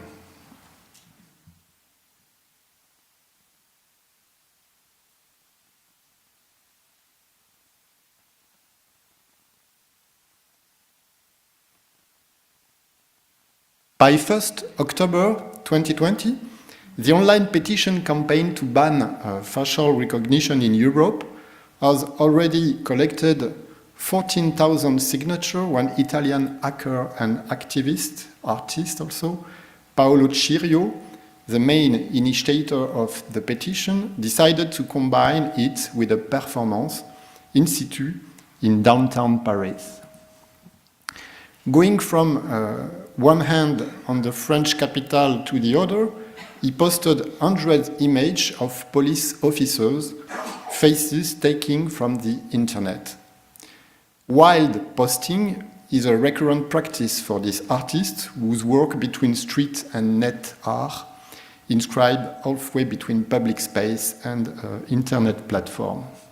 His action target the infringement of privacy and freedom of expression generated by the invasive economy of control and surveillance technology. Portraits of law enforcement officers in close-up, zoomed, and cropped are thus exposed for the first time in the public space without claiming any artistic intentionality. Most of them are photographic shots or video sequences already circulating on the web, previously captured by the media or by citizens during demonstration and posted on different internet accounts, website, blog, or social networks such as Instagram. Simultaneously, these same portraits are also posted on an online platform called capturepolice.com, a website developed by the artist Paolo Cirio, allowing access to a database of more than 4,000 photos of French police officers. These portrait images are then subjected to facial recognition technologies which should make it possible, at least potentially, to identify police officers. These simultaneous action, website, online petition, while posting, compose the different parts of a composite work called Capture that the artist Paolo Cirio realized at the invitation of the Frénois, National Studio of Contemporary Art, directed by the artist and writer Alain Fleischer in Tourcoing, in the north of France. The installation component of the project is to be shown there in a group exhibition with the evocative title Sentinel, created by Louise Derry to open in mid-October 2020. Paolo Cirio installation presents a selection of 150 portraits of police officers in riot gear, which he stretched into a matrix of juxtaposed faces, vertically and side by side, across the entire surface of a 50-foot wall. The frieze allows 7 carefully enlarged art prints to emerge, exposing, in close-up, the faces of police officers in a position to shoot protesters, composing a kind of firing squad.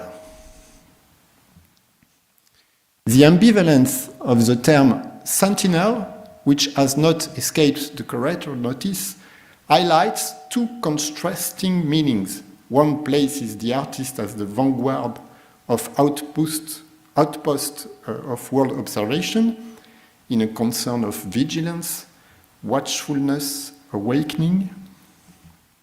The other is more interested in the invisibilized or invisibilized part of the world, hidden behind its appearance, thus embodying both the watchman who watches and monitors and the firefly who literally brings to light.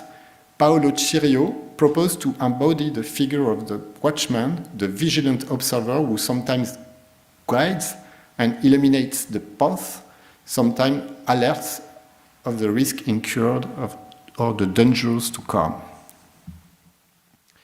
Not without a touch of provocation, he aims to expose the whole population and the police themselves to the risk and dangers of the generalization and proliferation of control technologies. In other words, in order to alert citizens and users of the public space, physical and digital, to the danger and potential abuses of facial recognition, the artist employs the tactic of a sprinkler and decides to subject the agent of law enforcement themselves to the potential abuses of the technology and their equivocal uses.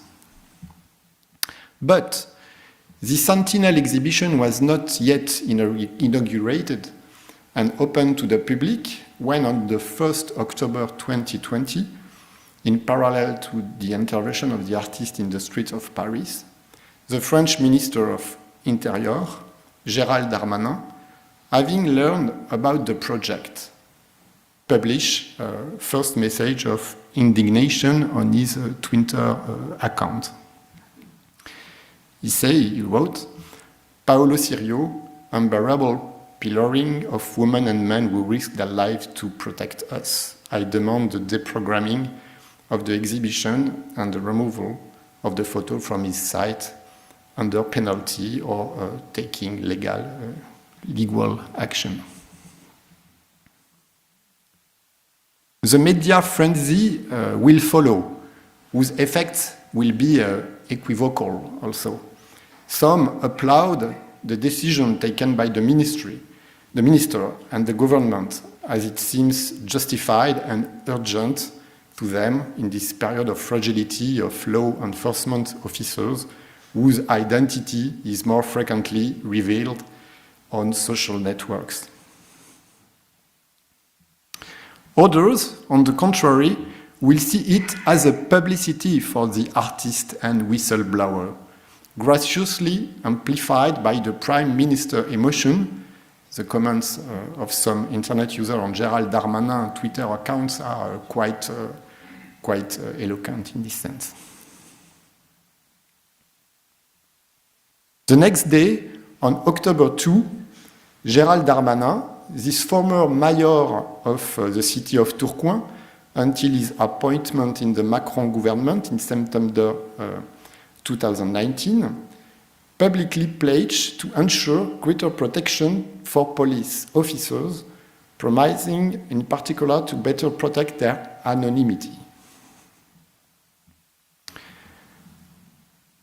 He published this. I had made a promise that of no longer being able to disseminate images of police officers and gendarmes on the networks. This promise will be kept, since the law will provide for the prohibition of the dissemination of these images on BFM TV. It will be simplistic to see in this statement the beginning of the now controversial Article 24 of the proposed law on global security, making it an offense to capture images, photo or video of police officers in the exercise of their duties. But the succession of events and sequence of measures nevertheless seems troubling. The point of tension does not, however, initially concern only the visual representation of law enforcement officers, which has remained a democratic right until now, at least before the irruption into the public debate of the Article 24 and so-called Global Security Bill. A circular from the Ministry of the Interior on December 2008 clearly states that police officers and gendarmes cannot oppose the recording of their image when they are carrying out a mission.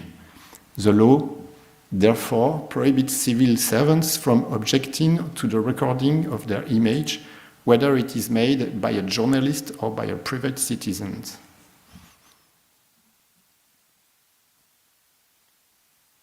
At the Frénois, the tension concerns more what will be perceived by the government, but also by the artistic institution, as a possible incitement to the identification of policers. An invitation made to internet users to declare and make public the private identity of the photograph agents. In other words, the dispute is not so much about figuration, but about profiling of the officers. But this technique is precisely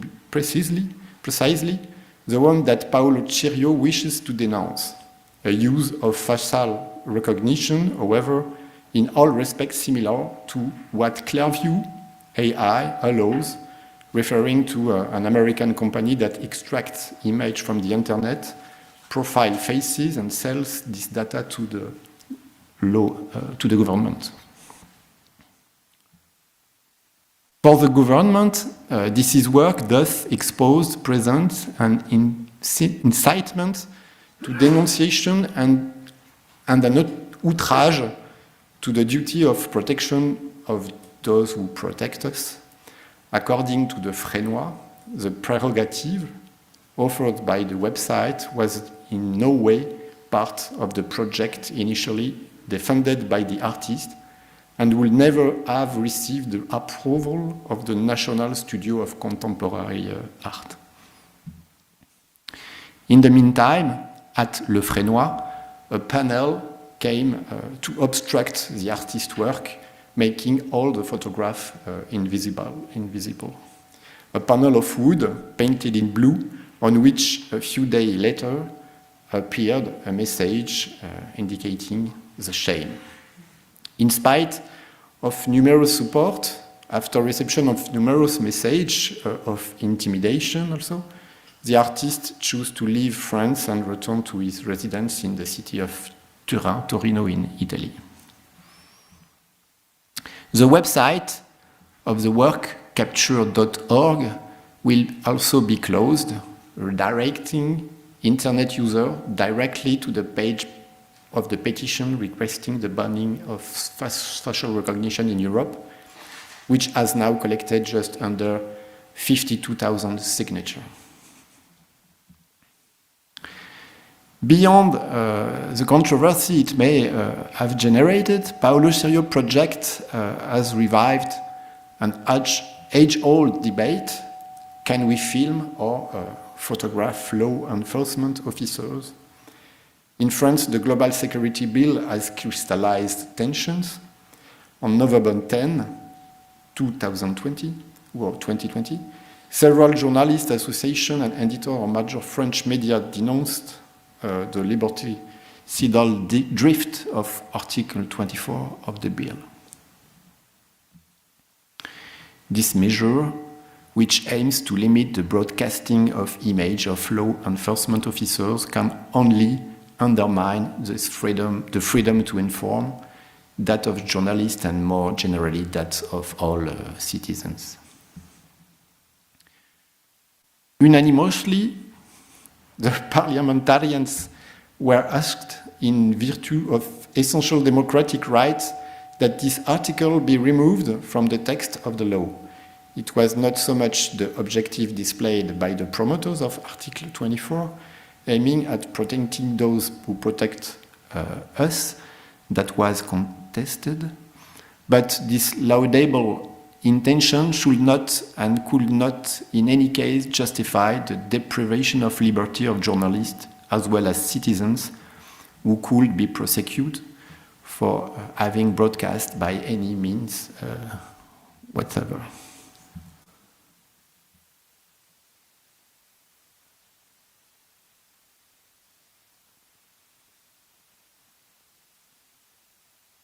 This new article in France version was in fact accompanied by the creation and definition of an ad hoc offense, punishable by 1 year imprisonment and a 45,000 euro fine.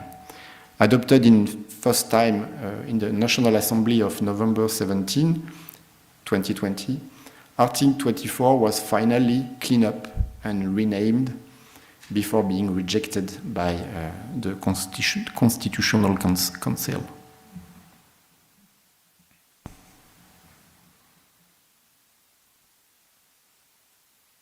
In the context of strengthening security laws, the government has therefore taken a position. The result is an asymmetry of power. One of the end claimed opacity and the hindrance of freedom of information. On the other hand, forced transparency and the public narrative in the sole hands of the authorities.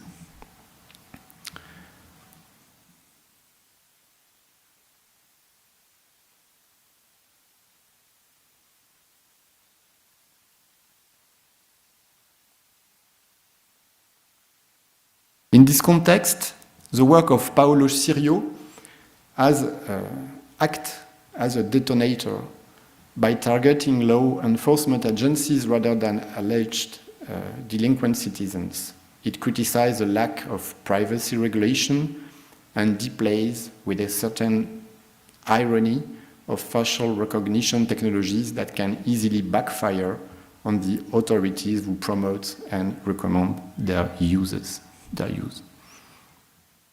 In a technical approach, while transparency is set up as a new ethical principle by our contemporary societies, his work proposes panoptic counter devices and invite to a reflection on the notion of anonymity, private life and democracy. As such, Paolo Ciriò's works deploys an art of underveillance, aiming to divert the instrument of panoptic surveillance exercised by those in power, the police, the government, intelligence agency, GAFA, Big Five, etc. Underveillance here amounts to conducting a counter-observation, monitoring the monitors, making public the surveillance systems and revealing the identity of the authorities that control them in order to denounce their coercive and liberticidal excess. In the end, if the capture project was indeed hindered, its exhibition having to be cancelled, its unexpected publicity will have made of this project a milestone in the emergence of a long-lasting public debate that remains relevant today. I'm sorry about my English. Thank you very much.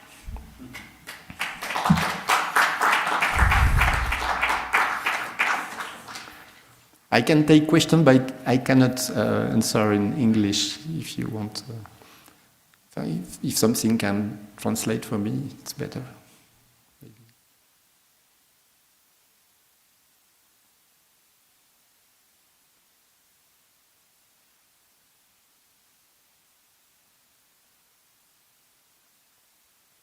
Questions? Niveau.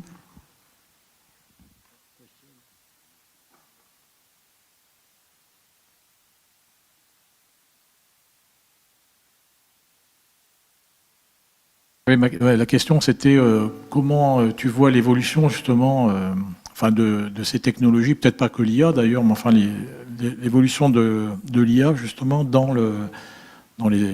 l'art.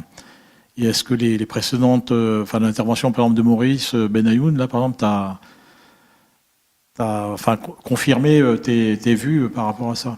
I ask in English, but I wonder to know what do you think about AI technologies and so on, and in the art field, and when you heard about the work of Maurice BENAYOUN, what do you think about his reflection about the evolution in art with AI? La dimension de la surveillance, du contrôle, etc. n'est pas complètement absente du travail de Maurice BENAYOUN et de sa réflexion. Moi, en évoquant cette étude de cas, ce cas particulier, voilà, je voulais juste pointer le fait que ça reste un outil formidable de création ou de créativité, évidemment, mais il ne faut pas être dupe du fait que c'est aussi utilisé par les gouvernements, par la police, par le renseignement, pour produire autre chose que voilà, qui est problématique, parce que ce qui est souligné ici, c'est presque à la fois un canular, parce que par exemple l'incitation à la délation qu'on reproche à Paolo Ciriò, c'est un fake en fait, parce que c'est un peu un de ces artistes du fake, c'est-à-dire l'incitation qui apparaissait sur le site web sous le portrait des agents n'était pas activable. À aucun moment on aurait pu renseigner manuellement le nom ou l'identité d'un de ces agents, mais simplement c'était une provocation qui a été prise pour argent comptant, parce qu'il y a un état de fragilité aussi qui est légitime en soi. Mais d'autant plus légitime que ça justifie ce genre de projet, c'est-à-dire de pointer du doigt les effets pervers aussi de ce genre de technologie quand elles font l'objet de mésusages, ou d'usages contraignants ou coercitifs. I can perhaps summarize your idea. Yes, the artwork of this artist was a fake. In reality, it was not a real recognition system for to denounce the policers or policemen. And so, because in France, perhaps we have, as my reflection, we have some people who have killed some policemen, Islamist terrorists, and so it's difficult to admit that these people can be exposed publicly, etc. But and perhaps also that that's not only a question of art, but we have said that with Ines in the round table. But it's a question also that how these technologies are used by the control system or the industry also, who are combine their view on the consumer or the terrorist, and so they want to track everybody with a system more and more performant and so it's a great danger. I try to summarize. Yes, excuse me. Thank you.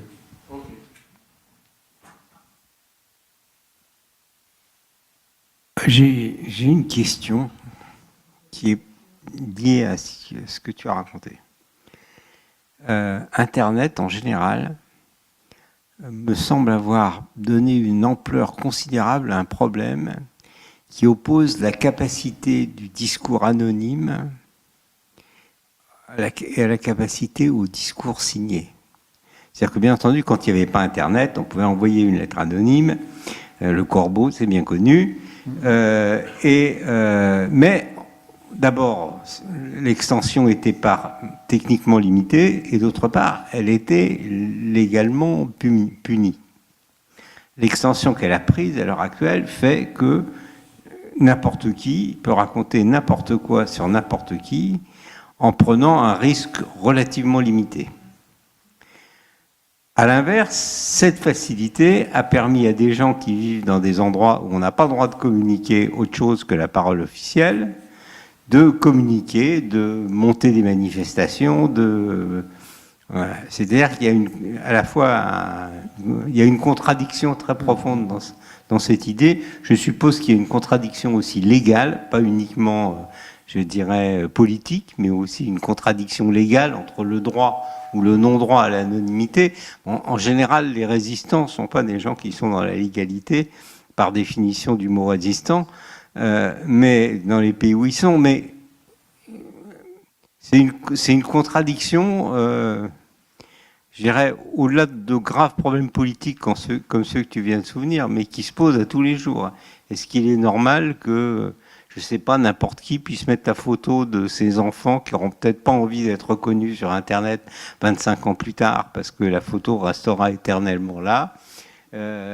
Voilà, c'est un problème très vaste. Je ne sais pas si je suis capable de tout traduire en anglais, ce que je viens de raconter. My question is about anonymity, the double face of anonymity, which is something which is really troubling. Anybody can say anything about anybody, which is quite dangerous. And in the opposite, in certain countries where people are resisting to the power of the state, it's something which make them able to communicate and create manifestations, strikes and all the things like that. C'est très juste. Moi, j'aime assez l'idée du pharmacon de Bernard Stiegler. C'est à la fois le remède et le poison. Internet, d'une certaine façon, ça reste encore, malgré tout, une zone de libre expression. Mais malheureusement, cette libre expression, elle est de plus en plus tracée, enregistrée, contrôlée, etc. Et pas toujours pour de bonnes raisons. Donc, ça suit, enfin, j'allais dire, les deux dimensions continuent d'exister. Moi, j'ai très fort envie d'y croire, d'ailleurs, que ça puisse être encore un lieu démocratique et de relative liberté. Et en même temps, on voit bien qu'il y a eu un tournant dystopique au tournant des années 2000 avec l'apparition des GAFA, qui a été interrogé par les artistes eux-mêmes, c'est-à-dire au départ l'idée un peu comme ça utopiste, non pas naïve, déjà critique, parce qu'effectivement le net art par exemple naît dans les pays, les ex-pays de l'Europe de l'Est, etc. Et, c'est un territoire qui favorise une liberté d'expression dans des pays où la liberté d'expression est contrainte. Mais ces mêmes acteurs-là, de plus en plus, considèrent que c'est de moins en moins le milieu où peut s'exprimer cette résistance-là. Là, on voit par exemple un artiste qui joue, et c'est ce qui a posé problème dans ce cas-là, précis de cette œuvre-là, c'est qu'il joue 3 rôles. Il est artiste quand il est au frénois. Enfin, en même temps, c'est la porosité de ces 3 prises de position qui est intéressante, mais il est artiste quand il expose au frénois dans le cadre d'une commande pour l'exposition Panorama, 23 ou 24. Il est militant quand il est dans la rue et qui dépose des affiches sauvagement, enfin qui fait des collages. Et de la même manière, citoyen engagé démocratiquement quand il met au jour cette pétition pour bannir la reconnaissance faciale et qu'il appelle à des signatures pour engager cette... Et à ce moment-là, il ne se déclare pas comme artiste. Donc il joue sur les 3 dimensions. Mais j'ai l'impression quand même que plus... la question que tu poses me fait penser à Aram Bartol avec sa clé USB Dead Drops qu'il mettait dans l'espace public en disant voilà, si on veut encore du partage et de la communication libre et de l'échange, c'est plus sur Internet que ça peut se faire que en dehors, parce que Internet ça devient un outil de surveillance et de contrôle. Tiens, j'ai relancé la discussion un autre commentaire. Pendant une période éloignée de ma vie, j'ai dirigé une société qui faisait des outils de cryptographie, juste avant les années 2000, sur Internet. Et à l'époque, quand on voulait vendre un outil de cryptographie, les outils de cryptographie étaient considérés comme des armes de guerre. Donc il fallait une autorisation d'un service qui dépendait directement du Premier ministre, à qui on soumettait le logiciel. Il lisait tout ça, il vous le rendait 3 mois plus tard en vous disant on a rajouté un petit passage là, ça va améliorer votre logiciel. Et vous devez le vendre avec le petit passage qu'on a rajouté. Exactement à la même époque, il y avait un certain nombre de gens sur l'Internet qui mettaient à disposition de la cryptographie illégale permettant de communiquer avec des outils qui sont très difficiles à casser. C'est très paradoxal, parce que la première révolte qu'on dit, c'est scandaleux que l'État puisse lire ça. Mais d'un autre côté, dans la vie réelle, dans la vie non informatique, je dis réelle, mais non informatique, dans la vie, si je fais une lettre, que je l'écris et que je l'envoie, un juge peut décider qu'il fait arrêter mon courrier, il lui faut un papier, et il lit la lettre. Et si j'ai un coffre-fort, il peut convoquer un ouvreur de coffre-fort officiel qui va venir chez moi avec ça et ouvrir le coffre-fort. Donc le fait que je sois d'outils de tout un tas de trucs numériques qui à l'époque étaient très chers, maintenant qui sont quasiment gratuits, je puisse faire ce qui est interdit à la loi aux gens qui disposent de coffre-forts en métal et de lettres en papier, me semble un paradoxe qui n'est toujours pas... levé. Je crois que maintenant on vend plus facilement des outils de cryptographie, mais l'armée aussi s'est débrouillée pour pouvoir ouvrir plus facilement les outils de cryptographie. Il y a un autre souci, c'est que c'est plus le renseignement seulement, c'est aussi les GAFA, etc., qui ont les mêmes données et les utilisent à des fins de commerce. Sur le plan juridique, là, l'ouvrage de Bernard Harcourt, La société d'exposition, est intéressant de ce point de vue. Il fait le parcours depuis la société du spectacle de Debord jusqu'aux sociétés disciplinaires de Foucault, en disant, Foucault, en son temps, les sociétés disciplinaires étaient basées sur des institutions. Il fallait des prisons, il fallait des tribunaux, il fallait etc. Deleuze, avec la société de contrôle, ouvre les choses en disant on n'a plus besoin des institutions, le contrôle se fait à ciel ouvert aujourd'hui, c'est les caméras de vidéosurveillance, etc., etc. Et Bernard Harcourt rajoute une dimension intéressante, qui est la société d'exposition, où il dit, aujourd'hui, il y a une servitude volontaire qui est si, admise qu'on s'auto-surveille, c'est-à-dire on contribue nous-mêmes par toutes les données qu'on génère et qu'on rend immédiatement visibles et disponibles aux yeux de tous sur Internet, quelque part, c'est overexposed, c'est une société d'exposition de soi qui est à la fois, là aussi, un pharmacon, c'est-à-dire plus on s'expose, plus on existe, plus on obtient de likes, de reconnaissance, de gratification, etc. Et en même temps, plus on est absolument transparent pour le... Je vais poursuivre en français, donc, puisque Frédéric Curien m'autorise. So,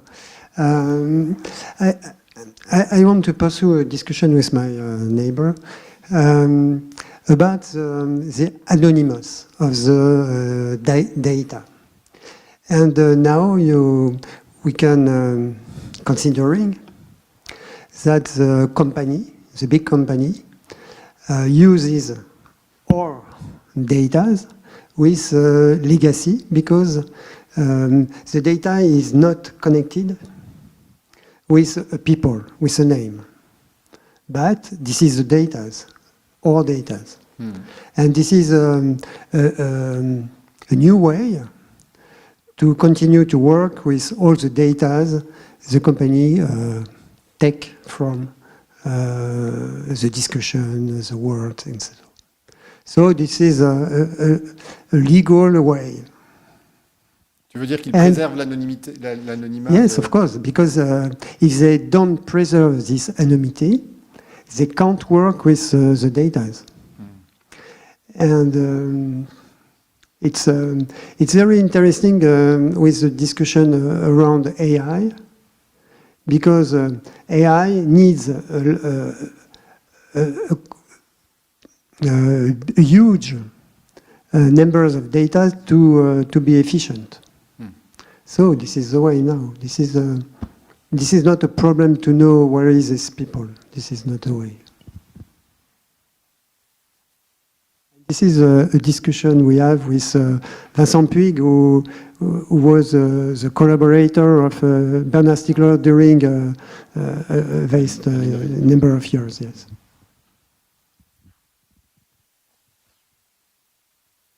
My question is for both Jean-Paul et Stéphane. C'est pour vous deux, because as Stéphane is very concerned about anonymity, comme Stéphane est très concerné par l'anonymat, les questions sur l'anonymat sur Internet. What do you think about this, both social and government demand to the GAFA to regulate the expression? And the second question, well, just this, for the moment. Pour la modération. Donc voilà, qu'est-ce que vous pensez de la demande à la fois sociale de la société, de la société civile, de la presse, et aussi du gouvernement, des demandes officielles envers des grandes compagnies de réguler l'expression sur les réseaux sociaux? C'est une vraie question qui d'ailleurs est problématique aujourd'hui. On le voit avec Twitter et puis avec. Should we delegate? Oui. Soit regulation, expression. Soit on dit voilà, Internet est un espace de libre expression absolument ouvert et il n'y a aucune modération des contenus. Et ça peut aussi être la mainmise du pire. Enfin, ça peut être approprié par des discours extrémistes, etc. Intolérable, soit on dit on modère, et à ce moment-là, on modère, et le problème, c'est de comment on met en œuvre cette modération, qui modère, c'est quand même un vrai problème aussi. Donc c'est un peu un serpent de mer, ce truc, moi je trouve. J'aurais tendance spontanément à militer pour une libre expression ouverte, et en même temps, on a vu ce que ça donnait, quoi. Enfin, c'est problématique. Ouais. And so, for the second one, c'est difficile de redonner. Connected to this question. Je suis pas un très bon traducteur, si j'ai bien compris. Oui. The answer is it's a difficult question. They are poor and converse, but see what happens in the United States with Twitter. But my point of view, the point of view of Jean-Paul, is that he feels that the net must be some place free of any kind of regulation. Free, but with a traceability of expression. With the traceability like of it. in Wikipedia or something like this. You can know you can see who wrote say what. Who say with no anonymity. You can say anything with no anonymity. Voilà. So it's a difficult question. So here comes the second question. Who cares about about your name? Nobody, except government. Business don't care about your business. Doesn't care about your name. They care about your IP address, your taste, Yes. your age, and they know it anyway. Your location. C'est une bonne question de réponse à la question. Don't care if your name is Stéphane or Michel or.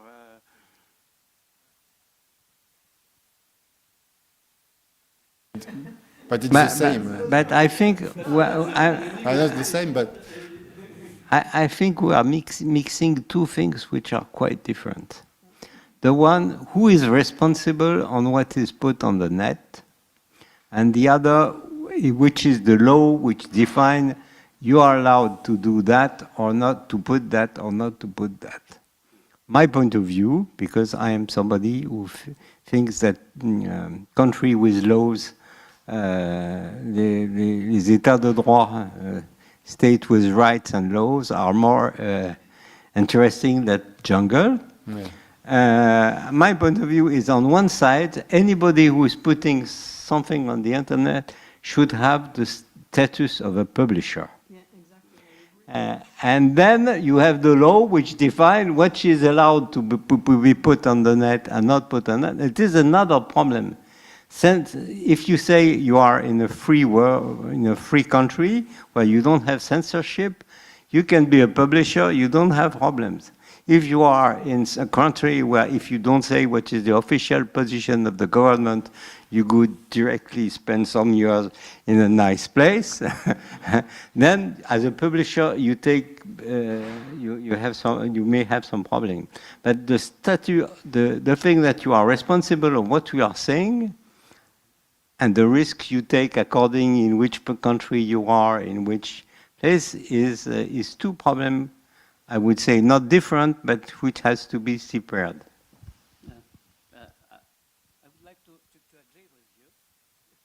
I would like to agree with you, but we can't take not to take in consideration that anonymity freed, liberated several people who could not express themselves before, and under anonymity they can express themselves. Something like when you are in a manifestation, in a protest, yeah. In a protest, you're in the crowd. You're just a member of the crowd. You are anonymous there. The problem is here is an injunction of absolute transparency for the citizens. No mask, no avatar, no nickname, no etc. And opacity. Total opacity for the government who can hide their face and même le numéro Rio, ils sont identifiés, normalement ils ont un numéro d'identification, Rio, ils l'enlèvent souvent au moment des interventions, etc. Enfin, il y a quand même un problème qui est en partie... jusqu'à présent, les agents des forces de l'ordre ne résident pas à l'endroit où ils officient parce que précisément il y a cette volonté de protéger la vie privée, de la vie publique et de la mission publique. Et là, ce qui est déploré par le ministère de l'Intérieur, etc., c'est c'est le fait qu'on puisse identifier et reconnaître l'identité privée des agents des forces de l'ordre. Mais c'est déjà en soi un débat. Est-ce qu'il faut... Voilà, on peut respecter cette dissociation entre la persona publique et puis la vie privée. Mais de l'autre côté, c'est une volonté de... On ne respecte pas ça. Enfin, voilà, on veut que les citoyens soient toujours absolument...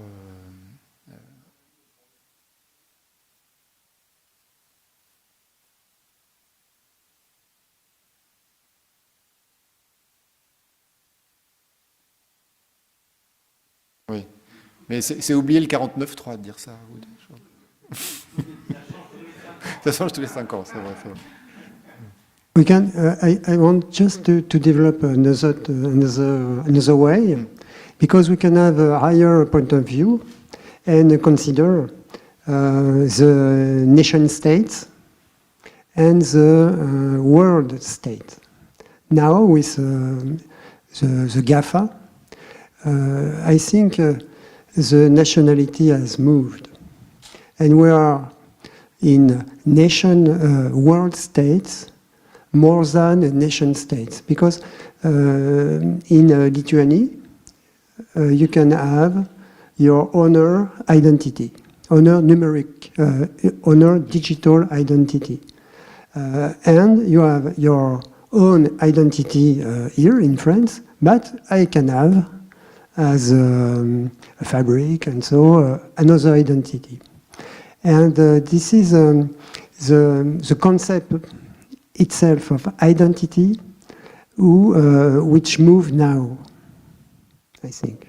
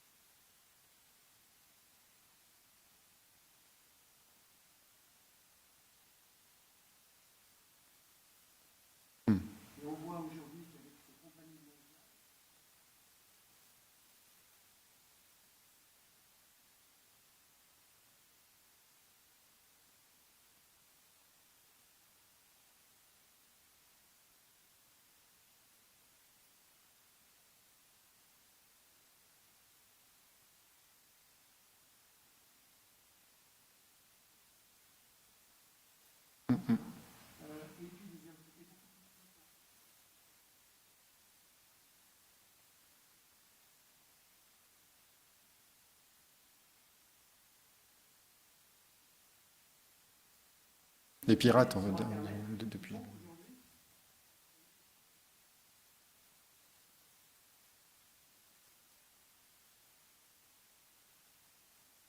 C'est vrai que c'est déjà très oui, c'est compliqué.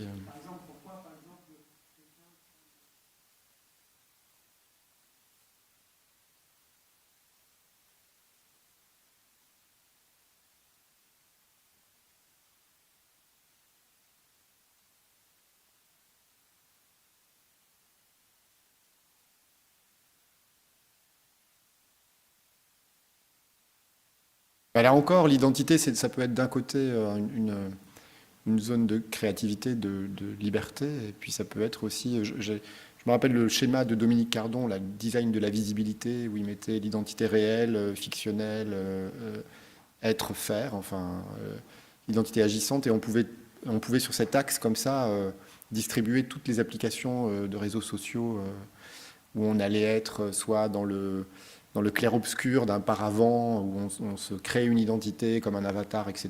Et on donne à voir une part fictionnelle de soi-même, mais en tout cas qu'on invente et qu'on crée.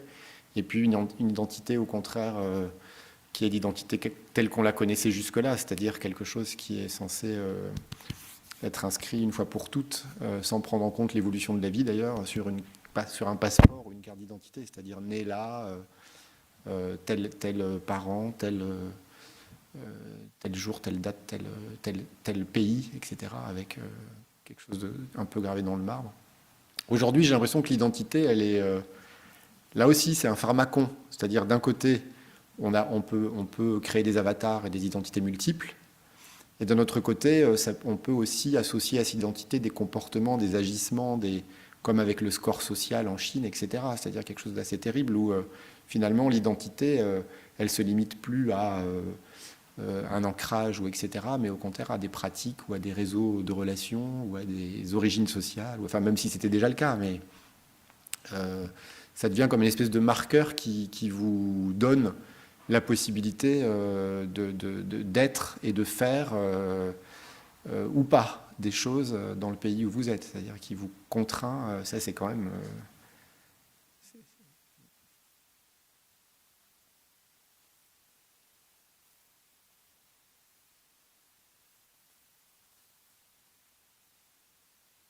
Moi, je veux bien.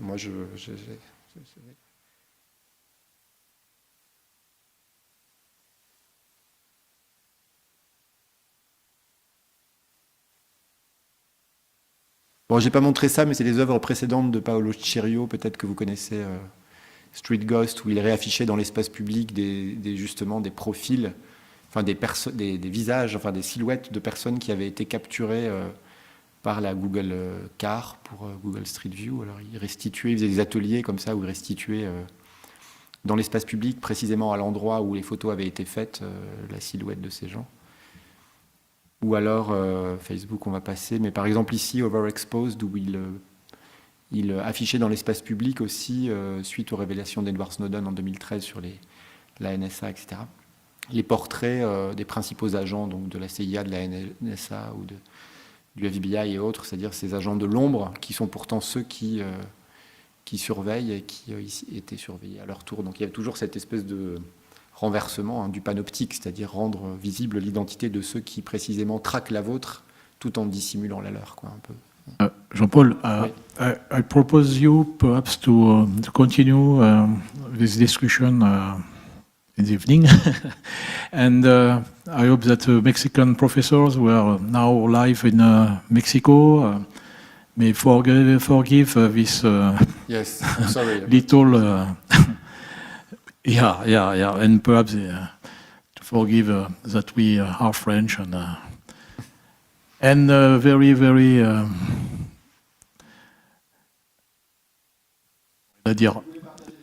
Well, okay.